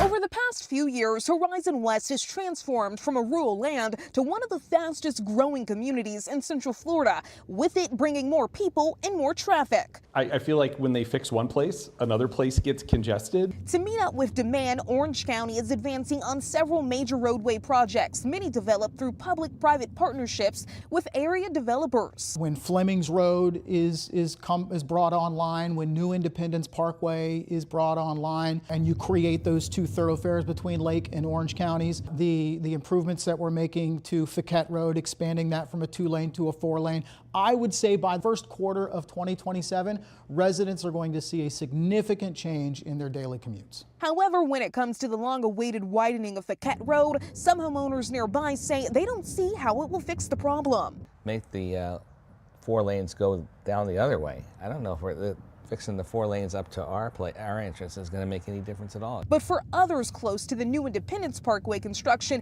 they think the opposite, even with the construction site right near their front door. I think it's great. It's really needed. We need to be able to access 27 in a much more easy way. Both homeowners hoping the road changes will help rather than hurt in the end. Everywhere you go is, will this increase the value of my home or detract from the value of my home? I hope they have thought it out and have made the right decisions for the future. And again, like you just heard from officials with Orange County Public Works, some of those projects are expected to be done by early 2027. However, because this is a fast-growing area, they say they do anticipate more construction projects happening in this area. Reporting for News 6 in Horizon West, I'm Tylisa Hampton. Well, tax season is here, and we have some important changes to tell you about. Yeah, how those changes could help you get a bigger refund. That's next. Plus, the safety concerns leaders of a self-driving taxi company coming to Central Florida are addressing on Capitol Hill. That's next. And as we head to break, we want to remind you to check out our prime time schedule on News 6 Plus. We have a new take on the day's news on News 6 tonight. That's at 9. Then go in depth as we answer your weather questions at 9:30. Then watch the late news an hour earlier. It's all tonight on News 6 Plus. Download our streaming app for free. Search WKMG in your smart TV's app store. It's also available on Roku, Apple TV, and Fire TV. This portion of the news is sponsored by Seminole Hard Rock Hotel and Casino.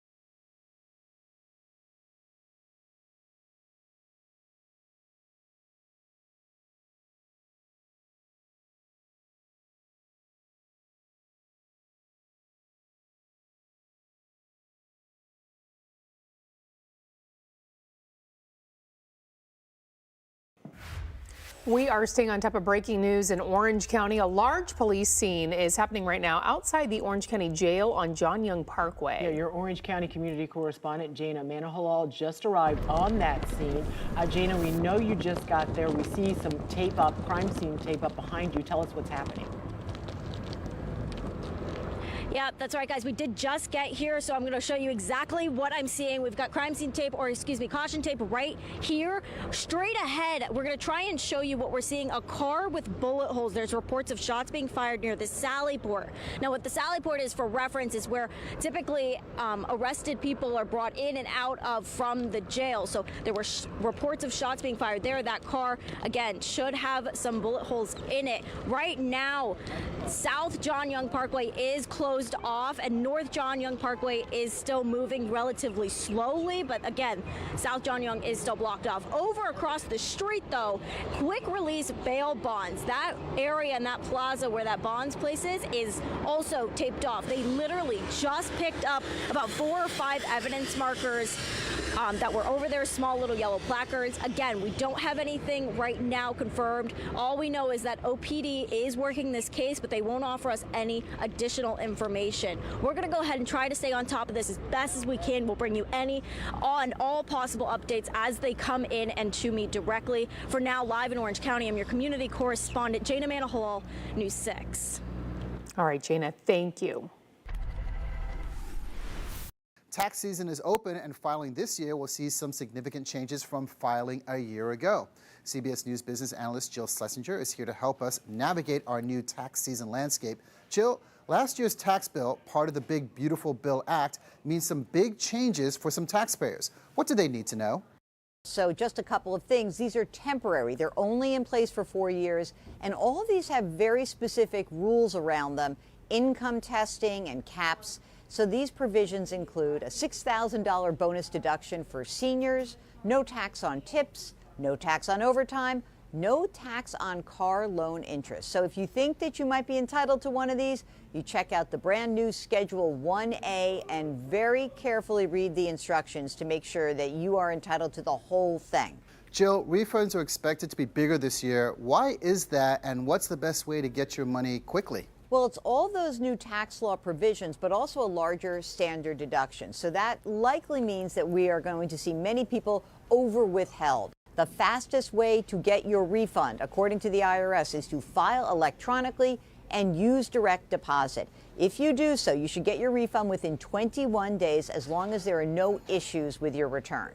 Jill, filing your taxes can be complicated and it can be costly. What are some free resources available to those who may need some help? If you made less than 89 grand last year, go to irs.gov/freefile and it'll walk you through the process. There's also the Volunteer Income Tax Assistance Program. That's free tax help. The tax counseling for the elderly is a little bit unique because there's free tax help for those who are 60 years and older because they specialize in questions about pensions and retirement and Medicare-related issues. Finally, we've got the Department of Defense's Mill Tax. This is offering free return prep and electronic filing for federal tax returns and up to 3 state returns. It's open to all military members and some veterans, and there's no income limits. Jill, thanks a lot. Great to see you. You can see Jill regularly on CBS Mornings and the CBS Evening News. For more analysis, go to JillOnMoney.com. All right, death, taxes, and the return of warm weather to Central Florida. Those are the things that are very certain. Yes, and we're enjoying some warm weather right now, certainly compared to what we've seen for the last 3 days. Look at our February highs so far. Sunday, we only went to 46 degrees. Yesterday, we topped out at 64, and today we are finally back in the normal range. But then tomorrow we're going to be cool again. Here's how we started today, still cooler than normal. Now the normal low this time of year is right around 51. We started the day in Orlando at 41. You were below freezing in Ocala again at 31, 32 in the Villages, and 43 this morning in Melbourne. Now look what happens as we head through tomorrow night into Friday morning. All thanks to a front that is coming through our area tonight. Friday morning, by the time you wake up, now this is Orlando, we'll be at 38 degrees, so that means some of our northern interior spots will be back in that freezing range again Friday morning. But then heading into the weekend, we see a warm up, and by this time next week, we'll be close to 80 degrees. But between now and then, we have to get through some rain for your morning drive tomorrow and then some cooler temperatures Friday.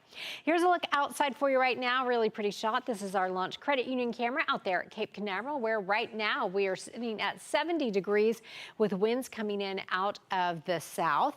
Here's what you can expect again Friday morning: 32 in the Villages, 32 in Ocala, and 38 in Orlando. Here's another shot for you as we head farther to the north up the coast. This is our Daytona Beach Skycam. We always love to see what's going on with these rides, so nobody being brave enough to ride it right now, but maybe we'll catch somebody. 71 degrees right now in Daytona Beach with our winds coming in out of the south. It is 72 if you are in Leesburg. If you're in Melbourne, you're at 67, and 71 right now in Ocala. Now here's your hour-by-hour forecast. This is a great picture. This is Pixie. She's wearing her little tank And if you look, here's a turtle. So she and her turtle are looking out the window. They were staying warm with their blankets. Hour by hour forecast, 65 degrees at 7 o'clock, 62 degrees at 8 o'clock. I think most of us stay dry through the evening, but by later tonight, by the time you're back here for the 10 o'clock and 11 o'clock news, that's when we'll start to see some showers across our northern counties thanks to this front. Now, this is what is going to make for a messy morning drive for us tomorrow. So here's how it looks by 2 o'clock. I think really from about Orlando north, we'll see some light rain moving in. By 7 o'clock, all of us dealing with wet roads. Where you see the yellow, that's where we're looking at the potential of heavy rain, so you could see reduced visibility. And then we start to clear everything out by around 12, 1 o'clock. Now, of course, we've been talking about our drought numbers. We get new drought numbers every Thursday. We are really seeing troubling drought numbers. Unfortunately, as far as rainfall totals, we're not talking about drought-busting rain, but our southern counties, some of the models indicating you could pick up around 3/4 inch of rain in areas like Osceola and Brevard counties. 7-day forecast showing that 50% chance of rain to start our day tomorrow. Then we start Friday in the 30s before warming to the 70s this weekend and close to 80 next week. Julie, thank you. Leaders from Waymo are on Capitol Hill facing questions about their self-driving taxis. It's all in response to a number of safety concerns on the roads. What you need to know, especially as Waymo gets ready to bring its service to Central Florida.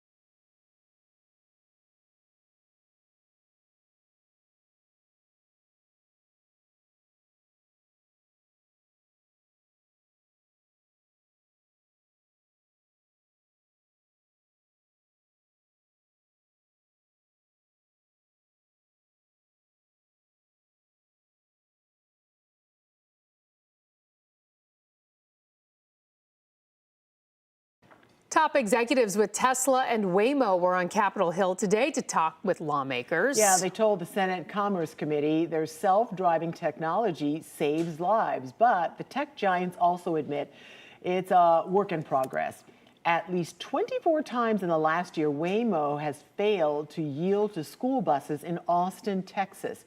Texas Senator Ted Cruz says Waymo's chief safety officer, what the company is doing to stop from happening again. How do you verify that these changes will protect school bus riders moving forward? And we are working with the Austin Independent School District to collect data on different lighting patterns and different conditions. And we're continuously learning and improving because our work is safety is never done.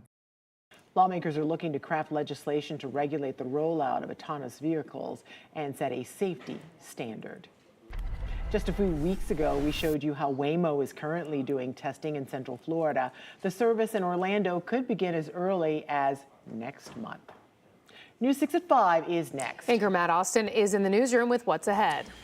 Some breaking news. 2 Lake Brantley students accused of attempted murder were in court today. The shocking news we learned. We'll give you that and a live report. Also breaking at 5, Orange County Mayor Jerry Demings taking a stand against ICE. What we're learning right now. And your forecast is only minutes away. Don't forget, you can stream all of our newscasts and live cameras like this look at Daytona Beach for free anytime on News 6 Plus. How long can we hold off the cold? We'll talk to your meteorologists about that coming up after the break.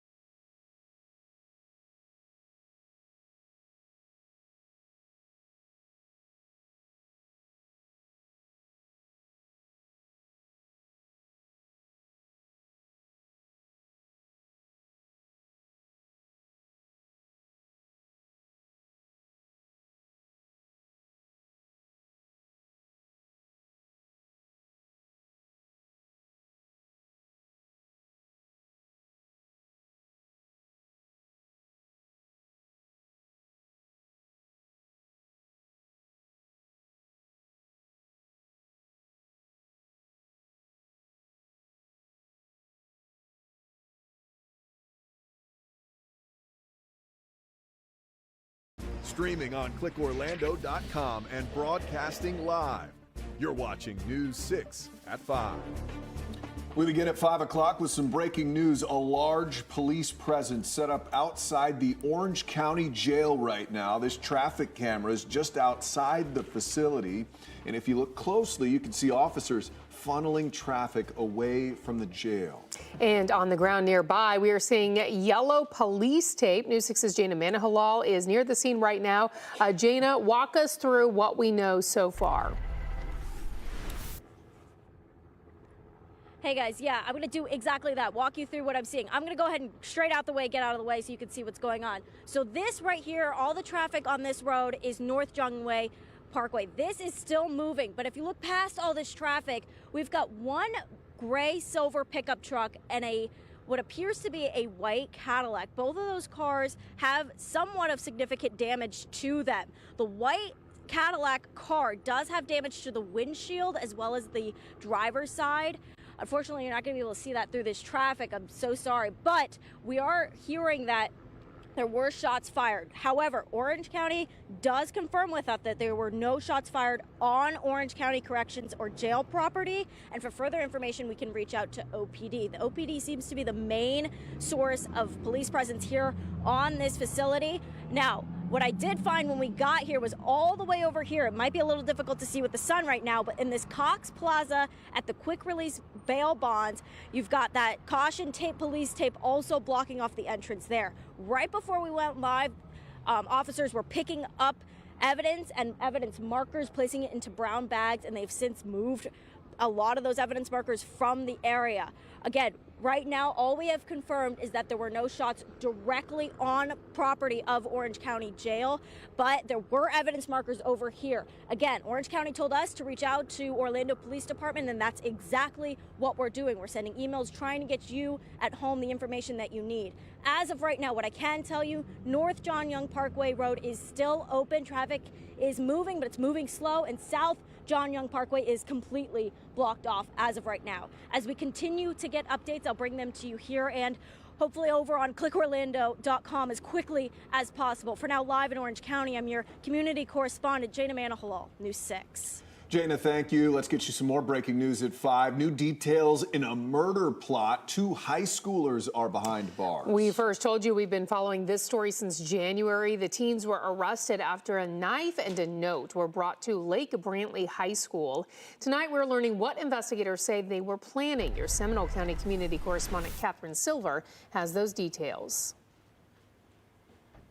There is so much that we are looking into today. You'll remember that this all started with an anonymous tip that led to both teens' arrests. Now we're learning exactly why what law enforcement uncovered was so concerning that both of these teens are now facing charges as adults. Court records show that they brought a knife, gloves, trash bag, and other items to school. We're learning all of this from pages and pages of reports, witness accounts, and statements from both teens written in their own words.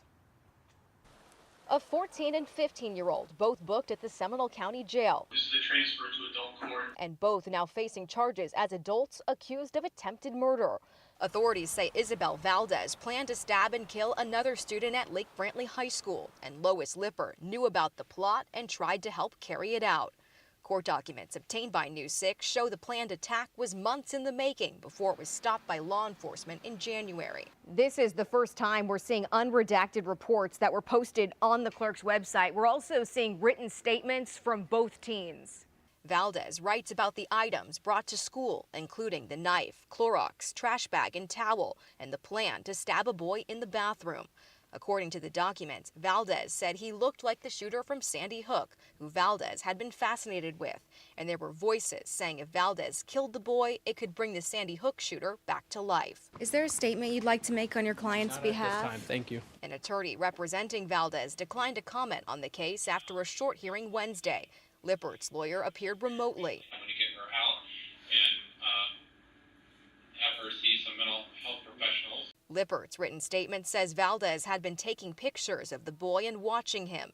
She knew about the knife and was told to bring gloves and get to school early. On January 23rd, detectives say they both met at Lake Brantley, looked over the items, and even tried to sharpen the knife before they were caught and questioned. Both are now being held at the jail without bond. We're also learning that Valdez was already on law enforcement's radar because they were looking into 3 swatting calls that were made to Lake Brantley. Authorities had already confiscated Valdez's phone in connection to that investigation. I'm live in Seminole County. Catherine Silver, News 6. Shocking story, Catherine. Thank you. To Osceola County now, where about an hour ago, Sheriff Christopher Blackman announced several arrests in connection to a 2024 murder case. The sheriff says 2 suspects were teenagers at the time. News 6's Troy Campbell joins us now live. And Troy, the sheriff says this was gang-related. Well, Lisa and Matt, the sheriff actually says he hopes that this arrest sends a message that the county is in fact cracking down on gang violence. We were inside the sheriff's office here this afternoon when he announced those 3 arrests for premeditated murder. So the information they're giving us is saying back on November 15th of 2024, they say that's when the shooting took place near the intersection of Greenup Street and Smith Street, this all taking place in Kissimmee. Investigators say the victim, 20-year-old Kishorn Armand, he was driving a Range Rover with the 3 suspects inside. Detectives say those 3 suspects, for some reason, opened fire, all shooting the victim while he was in the driver's seat. Sheriff's office says yesterday they were able to take 18-year-old Tashard Smith into custody. Now, they also say 2 others were already in custody at other detention facilities, those being 18-year-old Sincere McKenzie and 21-year-old Cornelius Walls. It's also important to note 2 of them were 17 years old at the time of the killing.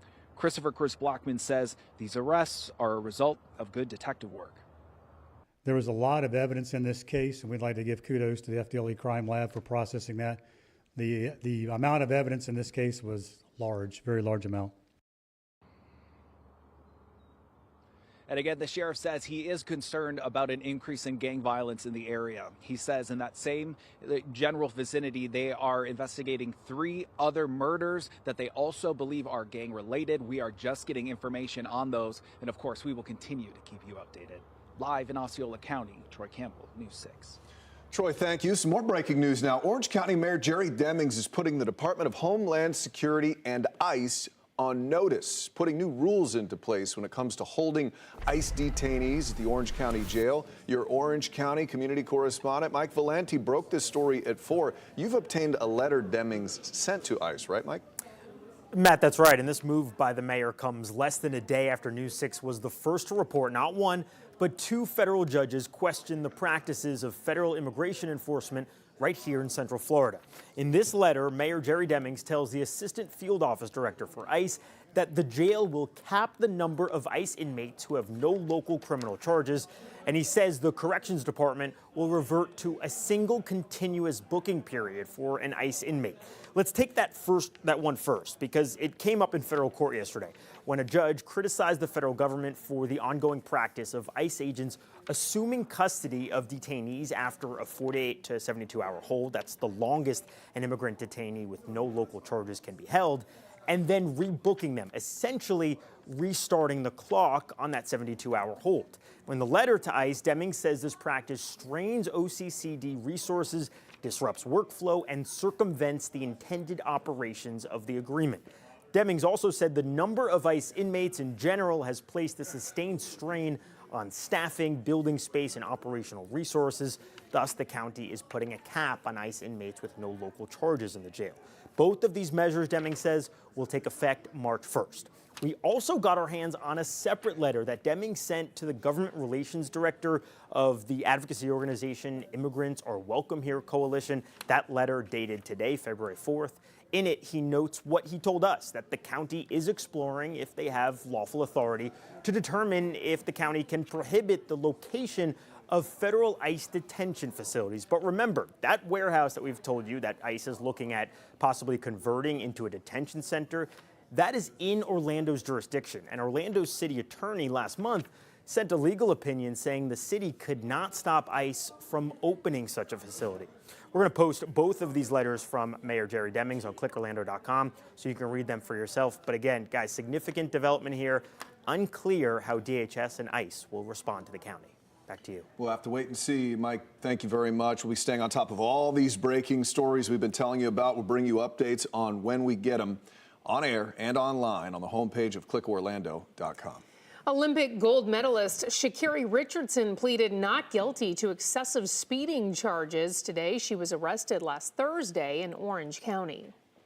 I would wipe that smile off your face. I'm Sergeant McDaniels with the Orange County Sheriff's Office. You're being stopped for dangerous excessive speeding. I understand my tire at the back is like literally on 29.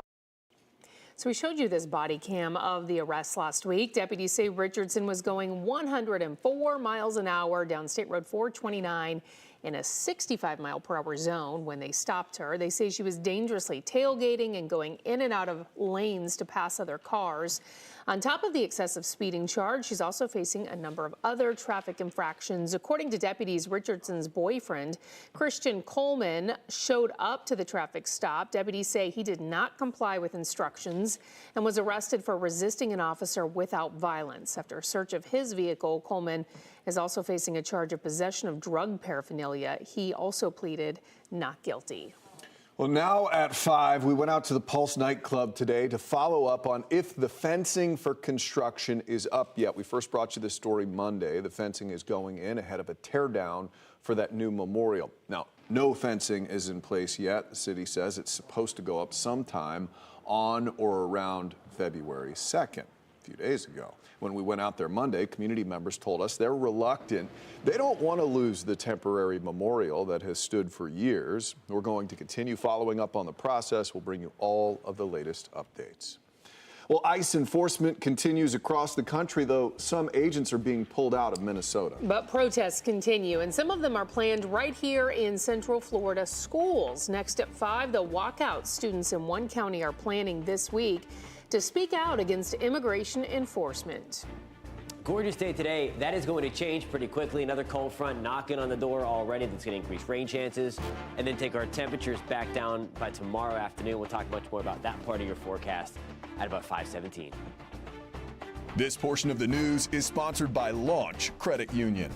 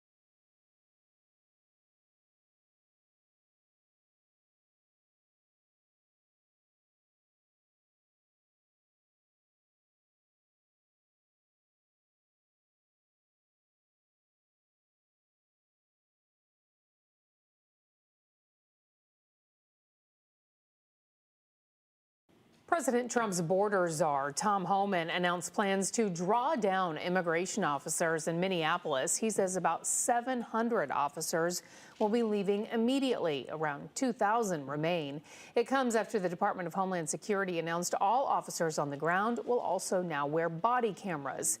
And that comes after protests over the shooting deaths of Renee Good and Alex Preddy by immigration officers. Meantime, reaction to what's happening in Minnesota has Florida's top education leader trying to prevent school walkouts at schools.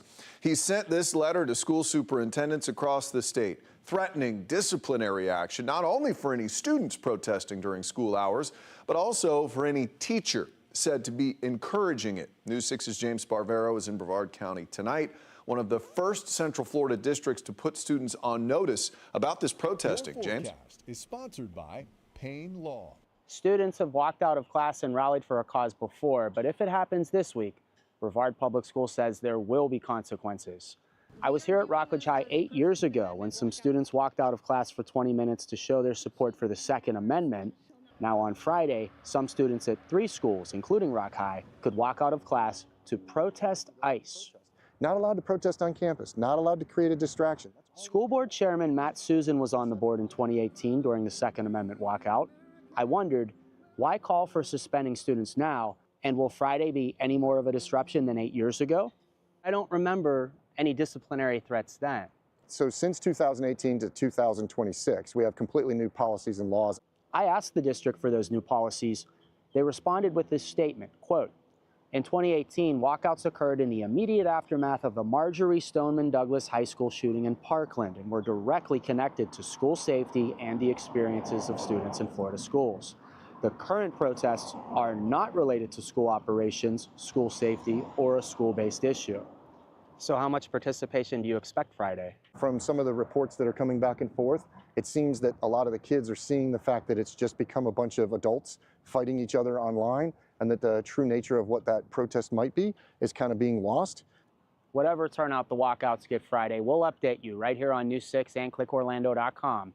I'll also put the full statement the district gave me on our website.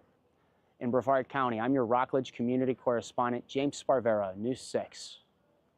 Well, Florida's back to doing Florida things today. Just like we showed, pretty perfect day outside, 70, 71 degrees, depending on where you live. Meteorologist Jonathan Kegas, keep these coming. Eventually. We're going to change things up big time as we get into tomorrow, guys. Kind of a crummy day tomorrow afternoon. We'll savor it, what we have out there right now. Here's a live look in Daytona Beach tonight. Just a few extra clouds out there. We're back to the lower 70s under a mainly clear sky at the airport. The breeze right now out of the south-southwest. We were talking yesterday about that wind shift to help pump in the extra warmth to get us back to exactly where we should be for this time of the year, which is the lower 70s. We're at 72 in Orlando. Oviedo, good evening. We are at 72. Wildwood, we're back to the mid-60s, 68 degrees in Denell, and we're hanging out in the lower 70s tonight in Palm Bay. Now, tomorrow morning, we're going to be on the milder side out ahead of our front, but I do suspect we are going to have some rain around again for your morning commute. We'll talk about that in a second. We'll be right around 50 in Orlando, 51 in Denellen, way, way warmer than where we've been. Now, here's a look at your afternoon. Your forecast is sponsored by Payne Law. Air temperatures get back only to the low 60s tomorrow as that front comes through. Rain chances also elevated. The extra cloud cover going to help keep temperatures down. Also, as we are supplying the Florida Peninsula now with a fresh round of colder air coming through. So here we go. Fast forwarding to about 4 to 6 o'clock. We're likely going to have some scattered showers around, maybe a couple of downpours embedded as well. So again, be on the lookout for a wet morning commute tomorrow. As we watch things push to the south and to the east, there's 2 o'clock. Most of us are done with the rain, maybe hanging on to a few showers for us right along the Space Coast. And then we'll try to clear things out as another round of colder and drier air comes blasting in. We'll get our sunshine back on Friday, but it will be on the cooler side. The wind as the front comes through also goes back up again. That's been the theme of the last few, and it's going to be no different tomorrow. Gusts at times to the latter stages of your morning and into the afternoon, back to that 20 to 25 mile per hour ballpark. We're going to keep things pretty gusty through the rest of the evening as well. Friday morning, it's going to be pretty chilly. It's certainly not going to be as extreme as what we just dealt with last weekend, but you're going to want to bundle up again as we're going to head back towards the freezing mark, closer to the Villages, back to Ocala, Leesburg. We're at 35. back to the upper 30s as well in Orlando. We'll be right around 40 degrees along the Brevard coast as we wake up on Friday morning. But then the warm-up comes, the real one this time. 62 degrees on Friday, then we're pushing 70 on Saturday after a cool start. And then we are marching right back into the mid-70s by the start of next work week. By the middle and latter stages of next week, guys, we are pushing 80 degrees. We're back, Mr. Kagas. Thank you. Well, it is the biggest day of the year for the NFL, and tons of people are ready to party. But this year's Super Bowl parties could see a price reduction. Coming up, the foods you can expect to actually spend less on this year as you watch the big game. Your Wednesday evening traffic alert, Volusia County, Daytona. Watch out. You'll see some ramp work right around I-95 and US 92 International Speedway, but you'll see some closures as well just east of I-4. So again, overnight construction there, then down by the attraction, some lane closures between I-4, 528 and the Turnpike. And then, of course, those routine lane closures way down on the Florida Turnpike down by Kissimmee Park Road. I'm Trooper Steve with your News 6 traffic alert. Drive safely. I'll catch you in the morning.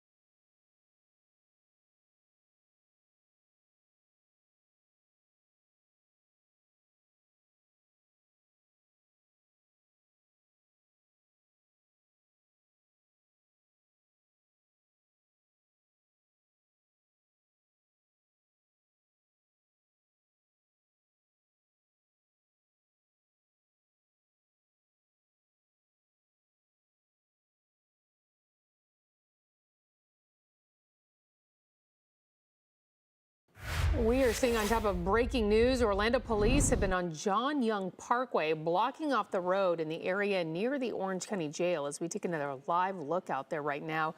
We are continuing to ask police what exactly happened. The moment we get an update, we'll bring it to you on air and online. Well, Super Bowl Sunday, it's for friends, it's for football, and food, right? That's right. For many, that It's a big food one. is just as exciting as the game. And this year, you could actually be paying less for one staple. CBS News' Christian Benavides looked at the pricing on some of the most popular items. At Duffy Sports Grill in Miami Beach, Stephanie Langford told us Super Bowl Sunday she'll be at a sports bar cheering on New England. If it's my team, if it's the Patriots, I got to be out and make people mad. Still, she and Seahawks fans will likely be sharing the same game day snack favorites. Wings, I like fried mushrooms, nachos. Jesse Gavilanes will be at the bar too, with his own game plan. I like spicy wings.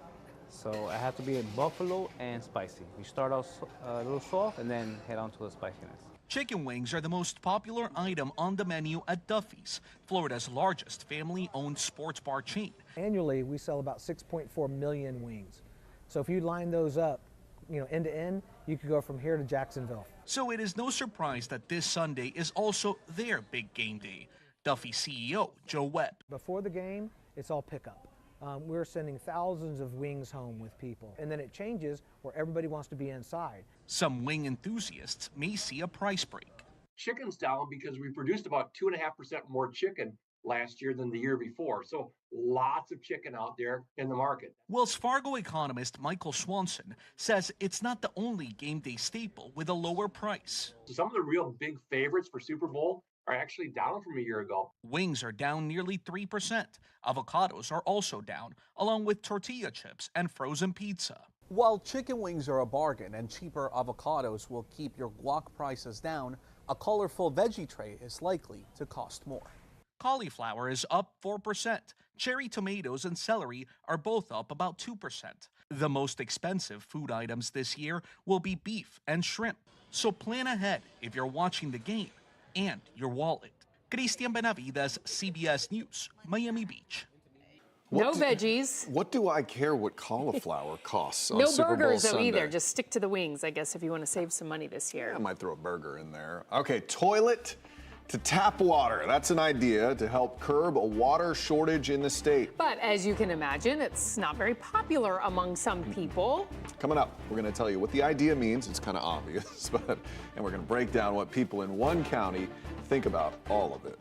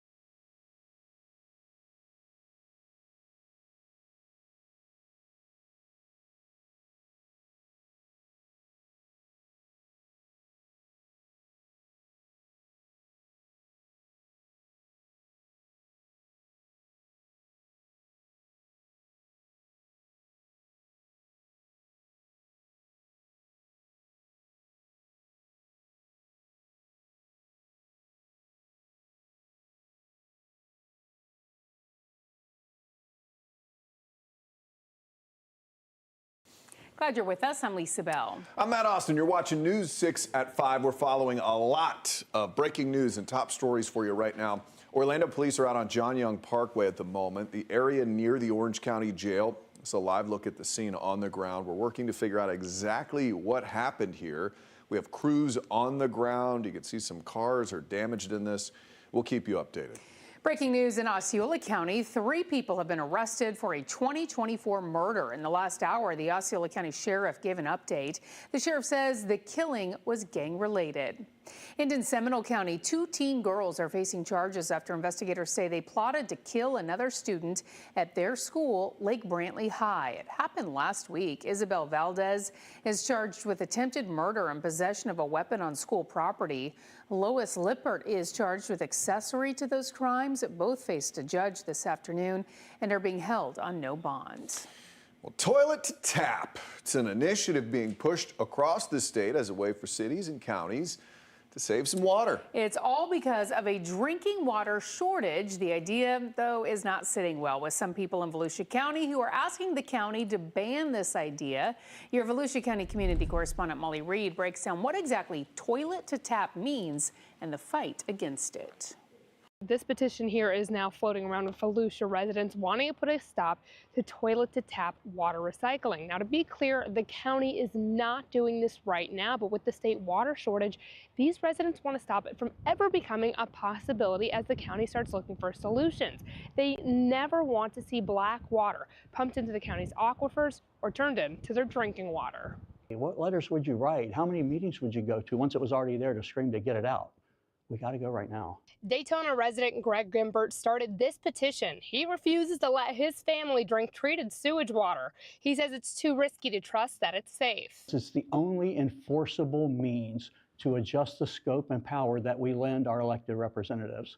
And left to their own devices, they're like drunken frat boys. They're all over the road and they're getting ready to crash us into the sewage plant, and I don't want to drink it. County Council Chair Jeff Brower agrees, calling toilet to tap a dangerous solution that other Florida cities are turning to.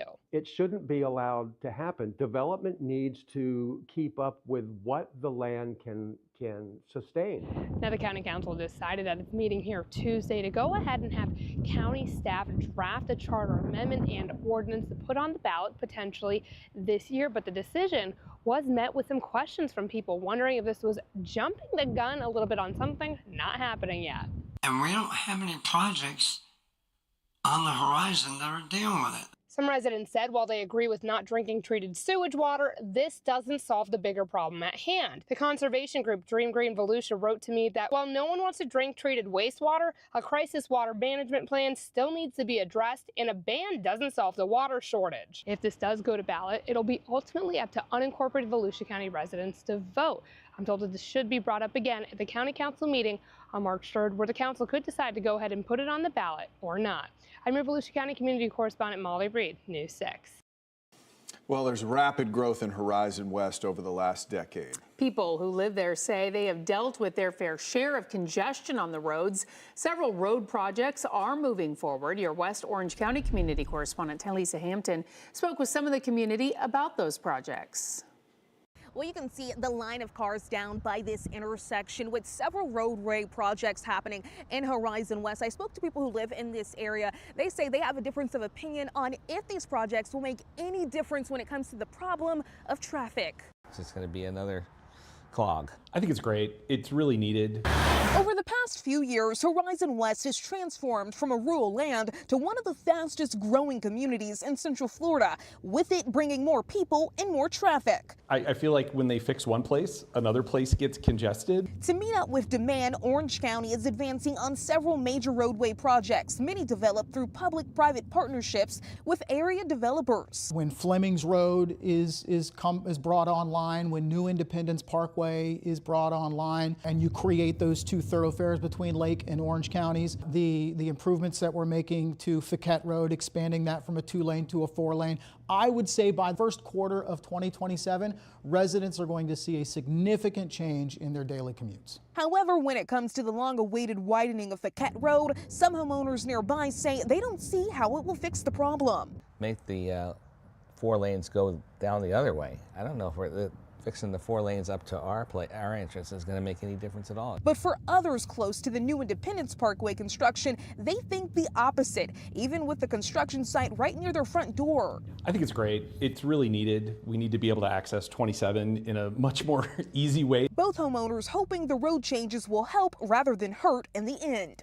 Everywhere you go is, will this increase the value of my home or detract from the value of my home? I hope they have thought it out and have made the right decisions for the future. And again, like you just heard from officials with Orange County Public Works, some of those projects are expected to be done by early 2027. However, because this is a fast-growing area, they say they do anticipate more construction projects happening in this area. Reporting for News 6 and Horizon West, I'm Tylisa Hampton.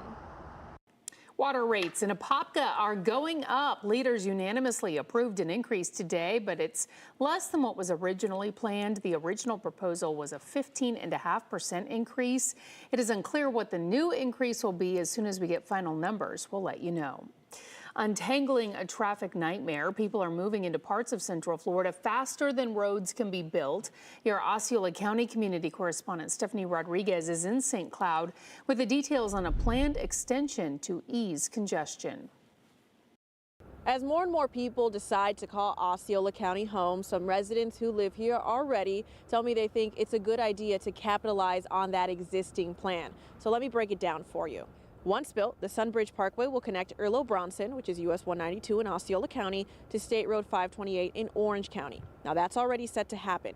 The extension that we're talking about would take that road even farther into Osceola County, connecting US 192 to Nova Road. That extension would be a 4-lane divided highway made for drivers, pedestrians, and bicyclists. We met a couple that lives off Nova Road who feel the extension is necessary as traffic increases.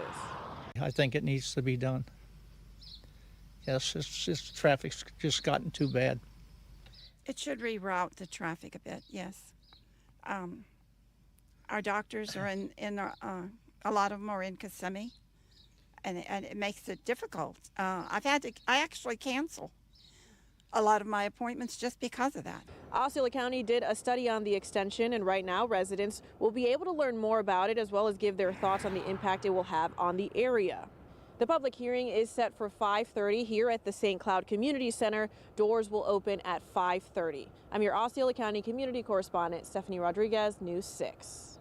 A proposal to boost affordable housing through garage apartments and other options on single-family home lots passed the Florida Senate today. A similar measure in the House this year has 2 more committee stops before it can reach the floor. The Senate unanimously voted in support of the bill that would allow accessory dwelling units, or some people call them granny flats, in areas usually restricted to single-family homes. Senate bill sponsor Don Gates says there's always a need for more affordable housing in the state. ADUs can increase workforce housing. Because ADUs cost less to build, they cost less to rent and are often located in areas where workers need to live to be close to their jobs. Last year, the House and Senate passed separate versions of the proposal, but the chambers weren't able to work it out, how to regulate the dwellings as short-term rentals. Right now, cities and counties can regulate the units, which are independent living spaces added to residential properties. Well, merging, something we all do every day when you get onto an interstate, probably on a daily basis. At least we attempt to do that, right? But do you know the rules? Today, Trooper Steve told us all about it and gave us some helpful hints in Trooper Steve on Patrol. Today, what are we talking about? Merging. Merging. That is all we're going to talk about. If you think about it, you merge every single day. Every single day you merge. So today we're going to talk about the do's, the don'ts, how to merge properly, what you should be thinking in your mind when this stuff is happening. Hear me out. It is not a single person action. It takes 2 people to merge, 2 different cars to merge. And you might be going, wait, what? Yes, it takes 2 of us. As the merger, you're required to get up to speed. So if you're coming from 45 miles an hour residential roads and you're trying to get up on the main highway, going from 45 into a 70 zone and maintaining 45 miles an hour makes no sense. None. Zero. You're now the problem People are now really upset at you, and you might have caused a crash, and you're the reason why all the brake lights are now behind. And you can't be mad at anyone but yourself when it comes to you getting on the highway. It's up to you to find that sweet spot to get in. To learn more on how to merge properly, Steve breaks it down for you under this article at clickorlando.com. And you can hit the road with Trooper Steve on patrol weekdays at 8 a.m. and 8 p.m. on the News 6 Plus streaming app for your smart TV or clickorlando.com. We're taking you inside the Florida legislature every week on our show, Politically Motivated. Today, our Lauren Melendez and Christopher Heath looked at the push to get marijuana on the ballot. And the state told Smart and Safe Florida, who was pushing for recreational marijuana, they didn't have enough signatures. Smart and Safe Florida did not agree. You only ended up with 783,000. That's 100,000 short. You're not going to get on the ballot. Safe and Smart Florida is like, whoa, whoa, whoa. We submitted 1.4 million. We think we've got enough. Lauren and Chris talk the latest on the pot push and more. Just search Politically Motivated on clickorlando.com. Much more where that came from. If you want to catch Lauren and Chris live, it's on clickorlando.com every Wednesday. It airs at 8:30 in the morning. More fallout after a News 6 investigation. Last November and December, we told you about multiple people who lost tens of thousands of dollars after a roofing company cashed their insurance checks but never replaced their roof. Now another family has come forward with a problem with the same company. They say they got their roof, but afterwards got a $7,000 lien on their property for unpaid materials. I'm investigator Lewis Bold, and we'll have the story next. Gorgeous day out there today. That is going to change a lot tomorrow. New front already knocking on the door through the panhandle. That'll increase our rain chances for tomorrow for the first half, and then some colder air rise behind it. We're going to have that part of your forecast at about 5:47. Try out the all-new primetime schedule on News 6 Plus. Ginger and I have a new take on the day's news on News 6 tonight. That's at 9. Go in-depth with your weather questions with meteorologist Jonathan Kegas at 9:30. Then watch the late news an hour early. It's all tonight on News 6 Plus. You can download our streaming app for free. Search WKMG in your smart TV's app store. It's also available on Roku, Apple TV, and Fire TV. This portion of the news is sponsored by Shark Coatings.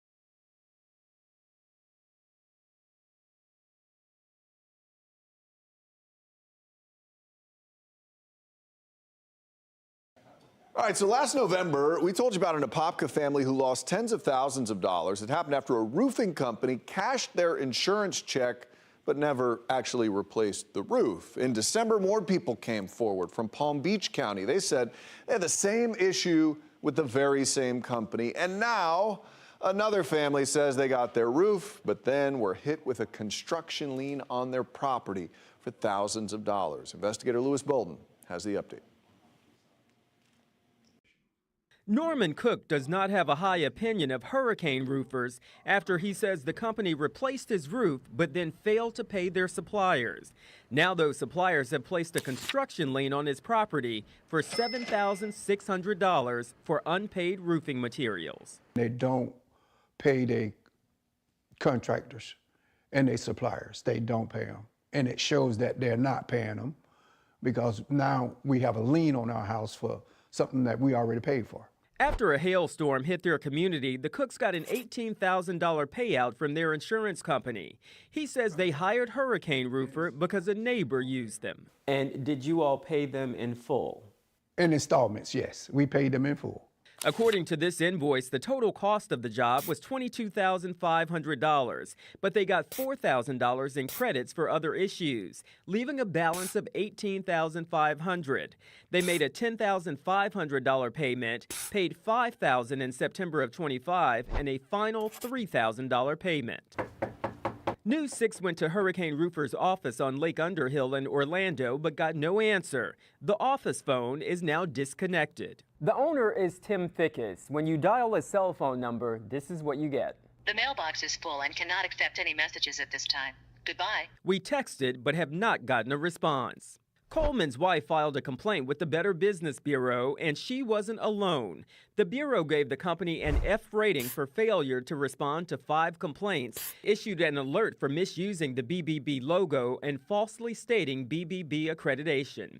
The couple says they now have to hire an attorney to deal with the lien. It just boils my blood to the point where it's ridiculous. Lewis Bolden, News 6. All right, we want to check in now with meteorologist Jonathan Kagas, who is standing by with what's looking like a gorgeous sunset behind you, and actually feels nice out there right now. It's awesome. This is how it should be for this time of the year. It hasn't been, obviously, and tomorrow it's not going to be, and Friday it's not going to be, but there is light at the end of the tunnel if you have been waiting for the extended warmth and the extended comfort outside. Gorgeous shot, though. Port Canaveral right now, Brevard County with our Launch Credit Union camera. Air temperatures back up into the upper 60s and lower 70s. Lots of sunshine out there. The breeze is about 10 to 15 miles an hour. It's a southerly component today, pumping in some of that extra warmth, getting us out of the deep freeze. But it's coming back for a short time. You see the eastern third of the country still feeling it. 23 in Columbus, 24 in Detroit, back to the upper 30s again in Birmingham. And there is that front between Orlando and Panama City, Florida. That is going to work its way through overnight into the first part of tomorrow. There is a closer look at the front as we move to the last couple of hours. Rain showers to the west of Jacksonville, right around Lake City. All of this pushes down overnight. And for your morning commute tomorrow, again, heads up, there's likely going to be wet roads out there. I don't think anything too terribly heavy. However, we are going to see rain around for your commute. Those rain chances go up overnight through the early part of your morning. By 7 to 8 o'clock, still talking about a 40% shot for rain. And then we gradually drop that as we close in on lunchtime tomorrow. We keep the clouds as the colder air starts to spill back down the Florida Peninsula tomorrow afternoon. Now for tomorrow morning, it is going to be a warm start, but if you're up early, getting ready for work, walking the dog, driving to work tomorrow, again, you are going to have to contend with some rain showers out there. So early heads up, have the umbrella on standby. 51 in DeLand tomorrow. We're also at that mark in Daytona Beach. Now here's a look at your afternoon. Your forecast is sponsored by Advent Health. Now tomorrow we have temperatures getting back to around 60. A lot of that happening in the early part of the day. These rain chances mainly before lunchtime, and then we will gradually dry out and gradually clear things back out. So here's clouds and rain forecast for the rest of your evening. There's 6, 7 o'clock as we move to the evening. We're going to be on the drier side. 4 to 5 o'clock tomorrow morning, there's where the rain chances start to come back down the pipeline, and then we quickly get rid of them. That's 10, 11 o'clock. South and east of I-4, we're still dodging some scattered showers, and then there comes that push of the colder, drier air. We clear things back out through the day on Friday, but we do turn things on the chilly side again for just a short time. So there we go. go. Most of us by Friday morning are waking up in the mid to upper 30s, not as cold as this last go around with the chill. 40s when we wake up on Saturday. We're going to be pushing 70 by the afternoon. And then there it is, guys. Lower 70s on Sunday, back to the mid to upper 70s starting next work week. This is what it's all about, and this is why we live here. A live look at Daytona Beach. You're watching News 6 at 5. We'll be right back with some breaking news.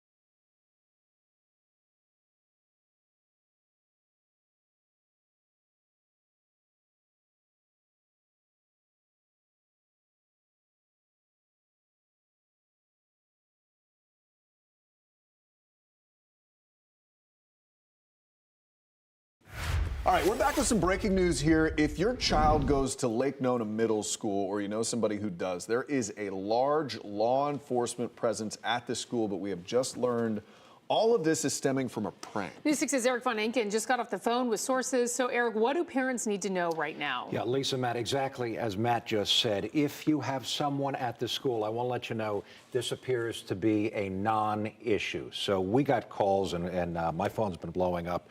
People telling us, parents in some cases telling us there are some 25+ patrol cars, so police cruisers, OPD cruisers at Lake Nona Middle School right now. Of course, the alarm bells went off in our newsroom. You know, we jumped in action. We got 2 crews headed that way.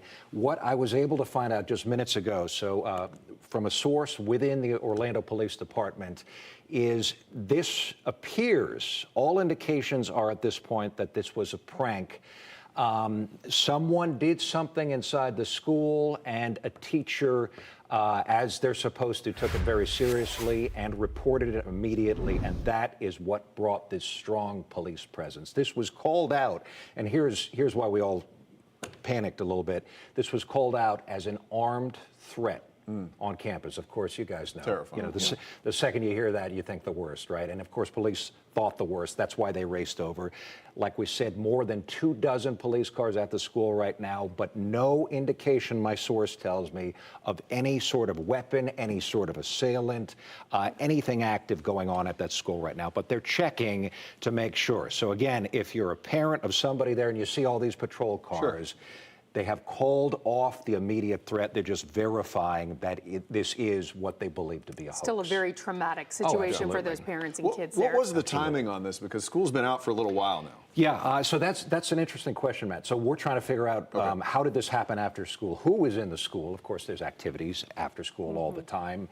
We don't know who or how. Was it inside the school? But somehow a teacher got word of this and activated, the emergency response system immediately. In a complicated traffic area, too. That's the other thing, just south of the 417. Yeah. Okay. Eric Von Aken, thank you for the update. Yeah, Good absolutely. work there. We appreciate it. Ginger Gaston is in the newsroom with what we're working on for you coming up on News 6 at 6 o'clock. Yeah, even more breaking news tonight. Orange County calling out ICE. We're breaking down the letter sent to multiple agencies from Orange County Mayor Jerry Demings. And let's take you outside for a live look. That's the mayor. We'll hear from him in just a moment, but we'll have a live look for you of your forecast coming up when we come back.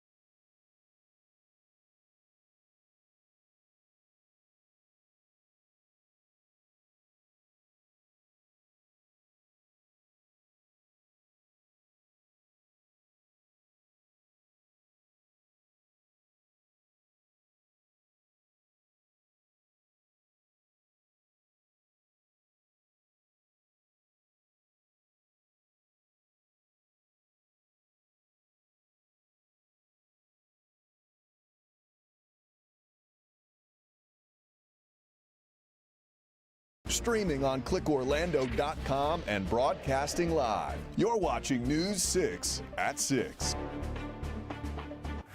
We begin with some major breaking news tonight for you. A lot going on. School safety is top of mind for parents. We have new details in a murder plot uncovered by law enforcement that has landed 2 high school students in handcuffs. Yeah, we have been following this story since January when we first learned about the teens who were arrested after a knife and a note were brought onto the campus of Lake Brantley High School. Tonight, we're learning what they were allegedly planning and why from newly released court documents.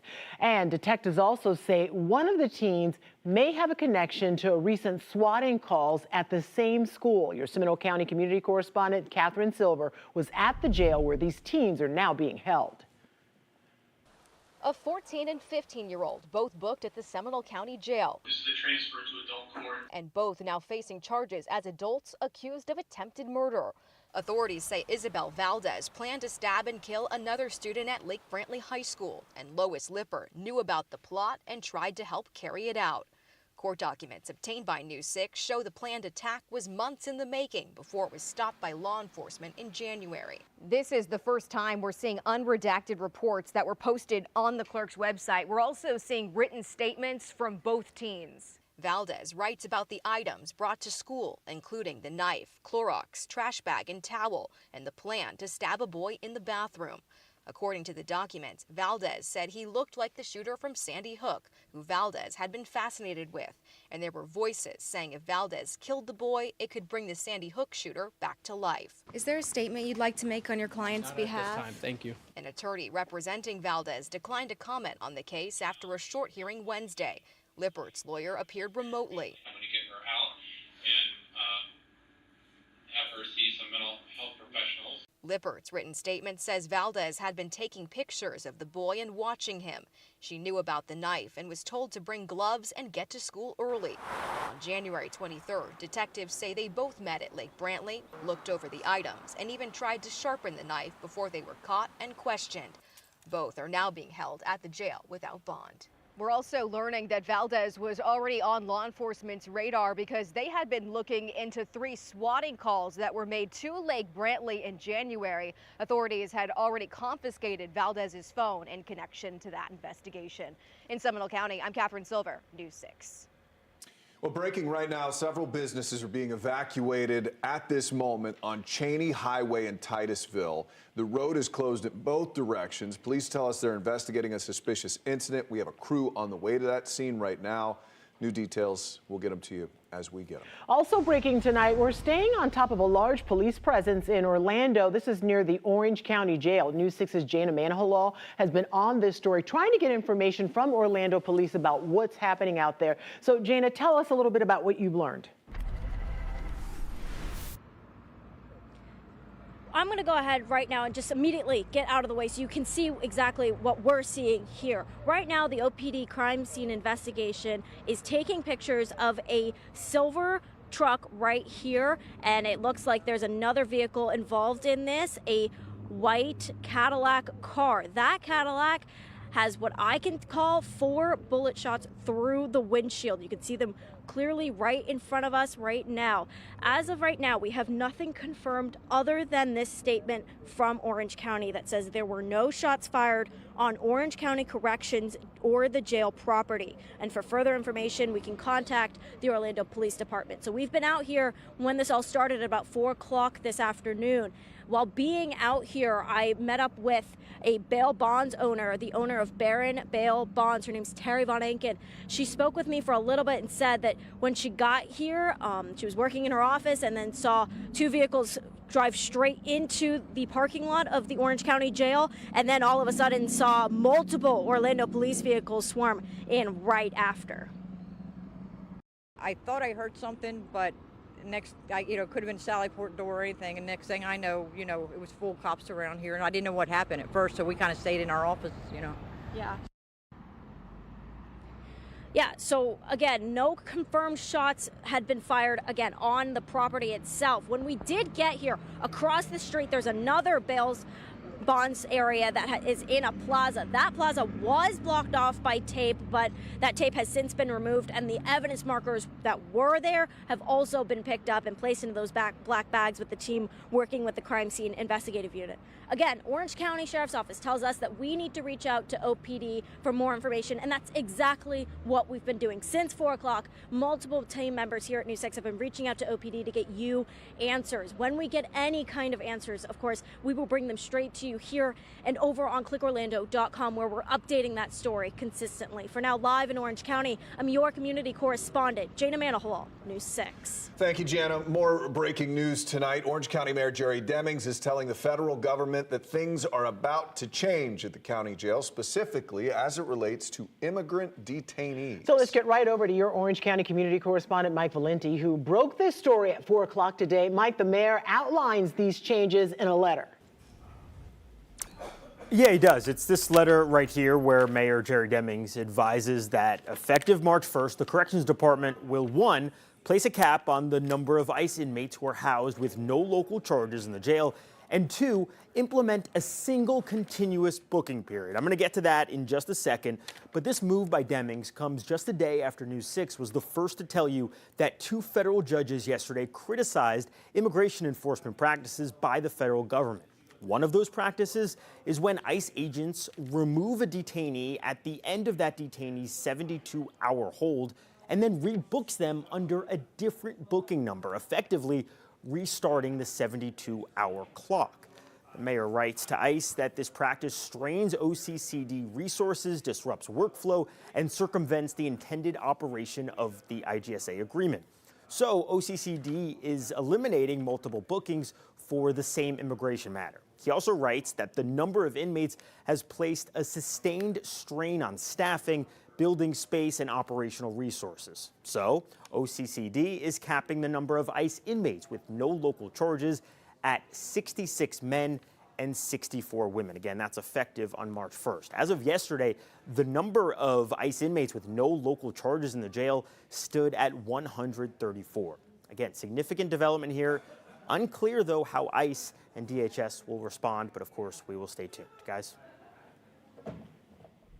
All right, Mike Valenti reporting live for us in the newsroom. Thank you, Mike. Developing tonight in Osceola County, the sheriff announced several arrests in connection to a 2024 murder. We brought you this as breaking news today at 4 o'clock. The Osceola Sheriff's Office says the shooting took place back in November of 2024 near the intersection of Greenup and Smith Streets.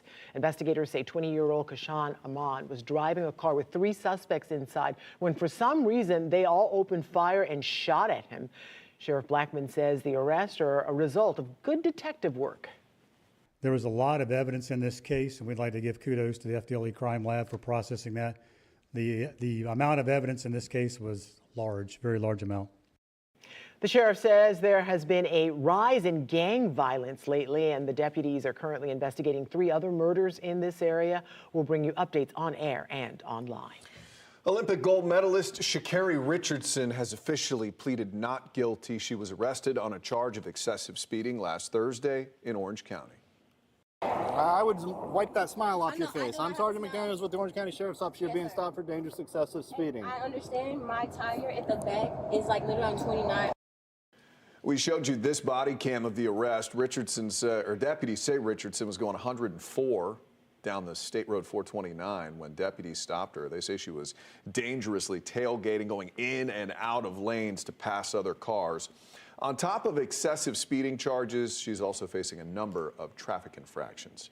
Richardson's boyfriend, Christian Coleman, showed up to the traffic stop, according to deputies. Deputies cited Coleman for stopping on a limited access road.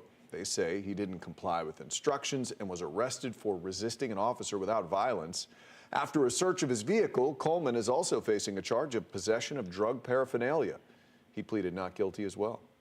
Well, as people around the country protest violence involving ICE agents, we told you how a local school district is warning students not to walk out of class or they could be disciplined. Your Rockledge community correspondent James Barbero covered a walkout for a different cause at a Brevard County school. This happened years ago. So now James is asking why those students did not get punished, but those who do now could be.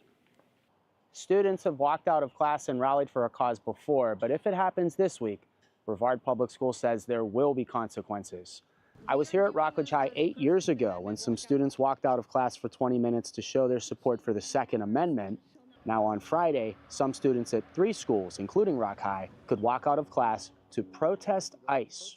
Not allowed to protest on campus, not allowed to create a distraction. School Board Chairman Matt Susan was on the board in 2018 during the Second Amendment walkout. I wondered, why call for suspending students now, and will Friday be any more of a disruption than 8 years ago? I don't remember any disciplinary threats then. So since 2018 to 2026, we have completely new policies and laws.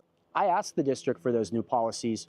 They responded with this statement, quote, in 2018, walkouts occurred in the immediate aftermath of the Marjorie Stoneman Douglas High School shooting in Parkland and were directly connected to school safety and the experiences of students in Florida schools. The current protests are not related to school operations, school safety, or a school-based issue. So how much participation do you expect Friday? From some of the reports that are coming back and forth, it seems that a lot of the kids are seeing the fact that it's just become a bunch of adults fighting each other online, and that the true nature of what that protest might be is kind of being lost. Whatever turnout the walkouts get Friday, we'll update you right here on News 6 and clickorlando.com. I'll also put the full statement the district gave me on our website. In Brevard County, I'm your Rockledge community correspondent, James Sparvera, News 6. The White House announced the Department of Homeland Security will withdraw some personnel from Minnesota. The department is withdrawing 700 people from the state. This comes after 2 people were shot and killed by ICE agents in the last month there. Border Czar Tom Homan says the administration plans to roll out body-worn cameras for enforcement nationwide, starting in Minneapolis. President Trump signed a spending package into law to end a partial government shutdown yesterday. But now congressional leaders have 2 weeks to agree on funding for DHS before facing another shutdown. In Volusia County, Toilet to Tap is an initiative being pushed across the state as a way for cities and counties to save water. Sounds enticing, right? The state says with new development and a growing population, there's a drinking water shortage. But this is getting some pushback from neighbors. Neighbors are asking county leaders to ban the idea before considering it. This proposal would recycle toilet water, turn it into tap water, just as it sounds. The county is not doing this right now, but it's looking for solutions. A Daytona neighbor who started a petition against this says it's just too risky to trust that this move would be good for neighbors. It's the only enforceable means to adjust the scope and power that we lend our elected representatives. And left to their own devices, they're like drunken frat boys. They're all over the road and they're getting ready to crash us into the sewage plant, and I don't want to drink it. County leaders will likely vote on this. It will go to the ballot at its meeting on March 3rd. We're going to keep you updated on this story. I prefer farm to table. Farm to table, not toilet to tap. All right, we're going to stay on top of some breaking news. There's a lot of it tonight. Yeah, for sure. But first, it could be a wet start to your Thursday. Let's check in now on your forecast with meteorologist Jonathan Kegas. Yeah, we're pinpointing a new cold front. This is also going to bring cold weather back to Florida to close out your work week. We're going to talk about that part of the forecast at about 6:17. Good evening. We're tracking new information about the timeline around the abduction of Savannah Guthrie's mother. The tips coming into police, what we're learning about those, all of it and more ahead on the CBS Evening News. This portion of the news is sponsored by Advent Health.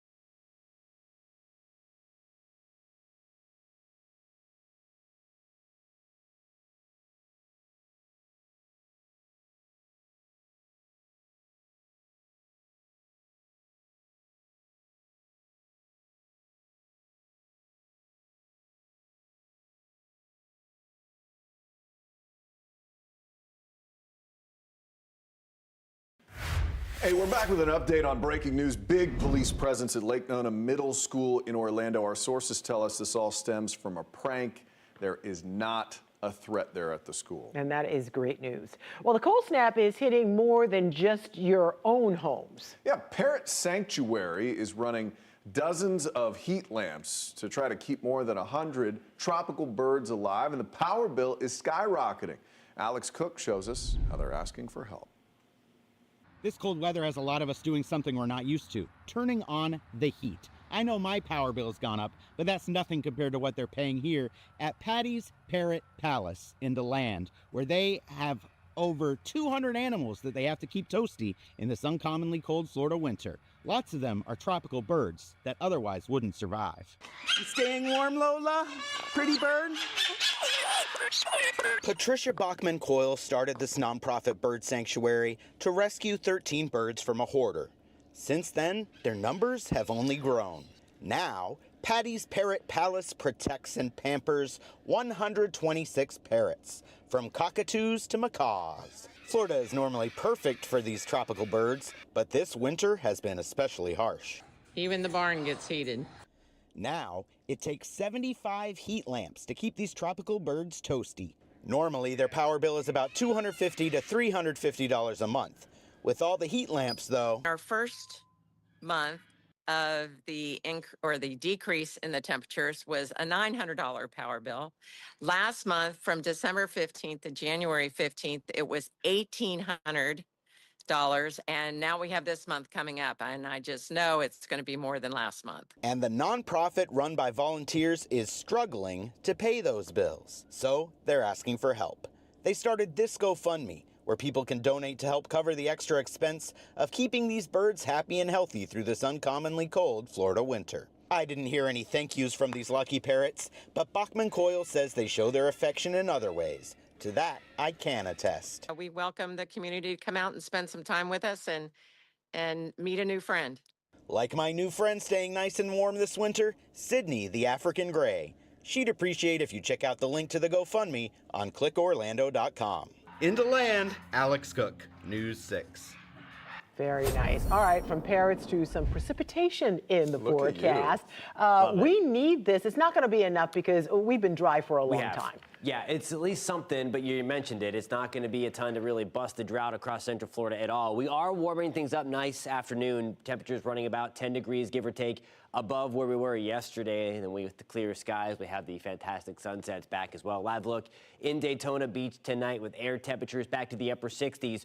The wind out of the southwest at about 5 to 10 miles an hour right now. That southwesterly breeze, I talked about that yesterday, that we're going to shift the wind direction to help pump in some of the warmth. It's going to shift again tomorrow out of the north and west to pump back in some cold as we close out the work week. Air temperatures still hanging in the upper 60s to right around 70 degrees at this hour. Tomorrow morning, a mild start, but that's going to be due in part to extra clouds and likely some rain showers around. Again, much warmer than where we've been. Temperatures hanging tight in the low to mid 50s. Now here's a look at your afternoon. Your forecast is sponsored by Strata Services.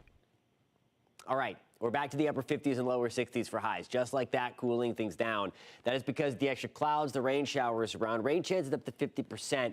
That is going to be for the first half of the day. As we approach 11 o'clock or lunchtime, everybody is going to be drying out, and we will dry out quicker from north to south as that drier and once again much colder air blast right back down the Florida peninsula. So there we go as we start things at about 2, 3 o'clock in the morning.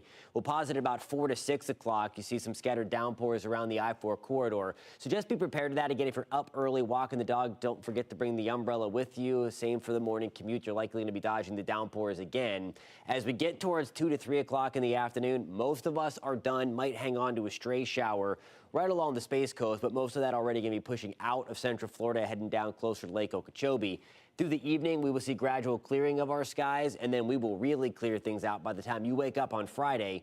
Sunshine will be dominant as we get into the day on Friday. Now, as this front comes through, just like the last couple, the wind is also going to go up, so you will know when it is nearby. It starts to get breezy already tomorrow morning, and then we have those gusts cranking through the afternoon, about 20 to 30 mile per hour gusts. Again, will keep things pretty gusty through the rest of tomorrow evening before things gradually settle down during the day on Friday. But that's as another round of cold works its way back into the region, right around the freezing mark again in Ocala on Friday morning. Same for us into Denellen, the Villages, getting into Bushnell, Groveland. We're back to the low to mid 30s as well. 38 in Kissimmee. We're hanging around 40 in Cocoa Beach, mid 30s in Palm Coast and Bunnell. 62 will be your high. Sunshine dominant on Friday, keeping things on the cooler side, but better on Saturday, and then we get back into the mid to upper 70s. We're finally back as we get towards the end of the next 7-day stretch. We'll be right back.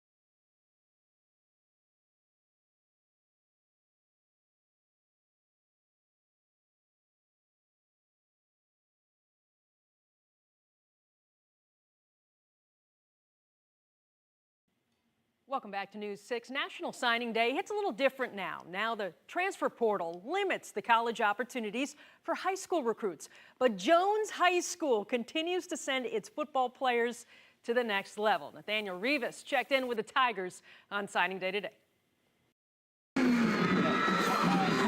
Jones High School has become a football powerhouse, both on the field and in the classroom. Today, more than a dozen players took part in National Signing Day, putting pen to paper in front of family and friends. So, what's the secret to the success of Jones? I think honestly it's just every day coming into work, not having an ego, just trying to be great every day. Staying on top, you gotta want it. You gotta want it bad.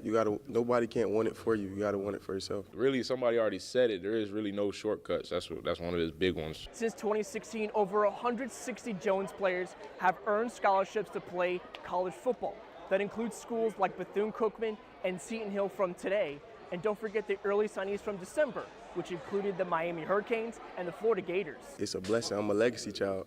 Everybody, Jones got a big legacy in Orlando. I've been working very hard since my freshman year, and I've always been the more undersized. I'm very excited. Coach Elijah Williams told me it's awesome to see his players sign. I always knew we was gonna all go to college from Jones because he always made sure we stayed on top of our grades. It's always good to have plan B. You know, not everyone makes it all the way. You know what I mean? So you got to always have something to fall back on. In Orlando, Nathaniel Rivas, News 6. So the roster is all set for Central Florida's new professional football team. The Orlando Storm drafted and signed their players last month. They kick off the season March 29th at Enrico Stadium. Their first head coach is fired up about it. Anthony Beck stopped by News 6 today to talk spring football. The Storm are part of the UFL, which is beginning its third season. Beck, the former NFL tight end, brings a track record of success to Orlando after coaching the UFL's team in St. Louis. And we built something great in St. Louis, and I want to do that in Orlando. And I think, you know, just engaging with fan bases, the community. I'm very active on social media. I like to engage with our fans. So it's going to be fun. We're going to be a good team. We will be good. I can promise you that. We're going to win a lot of games. You're going to win a championship this year. 100%. We're going to, listen, that's the goal. I mean, I'm not afraid to talk about it. I want that pressure. I want that heat. All right, we have an update on some breaking news now. Several businesses are being evacuated right now on Cheney Highway. This is in Titusville.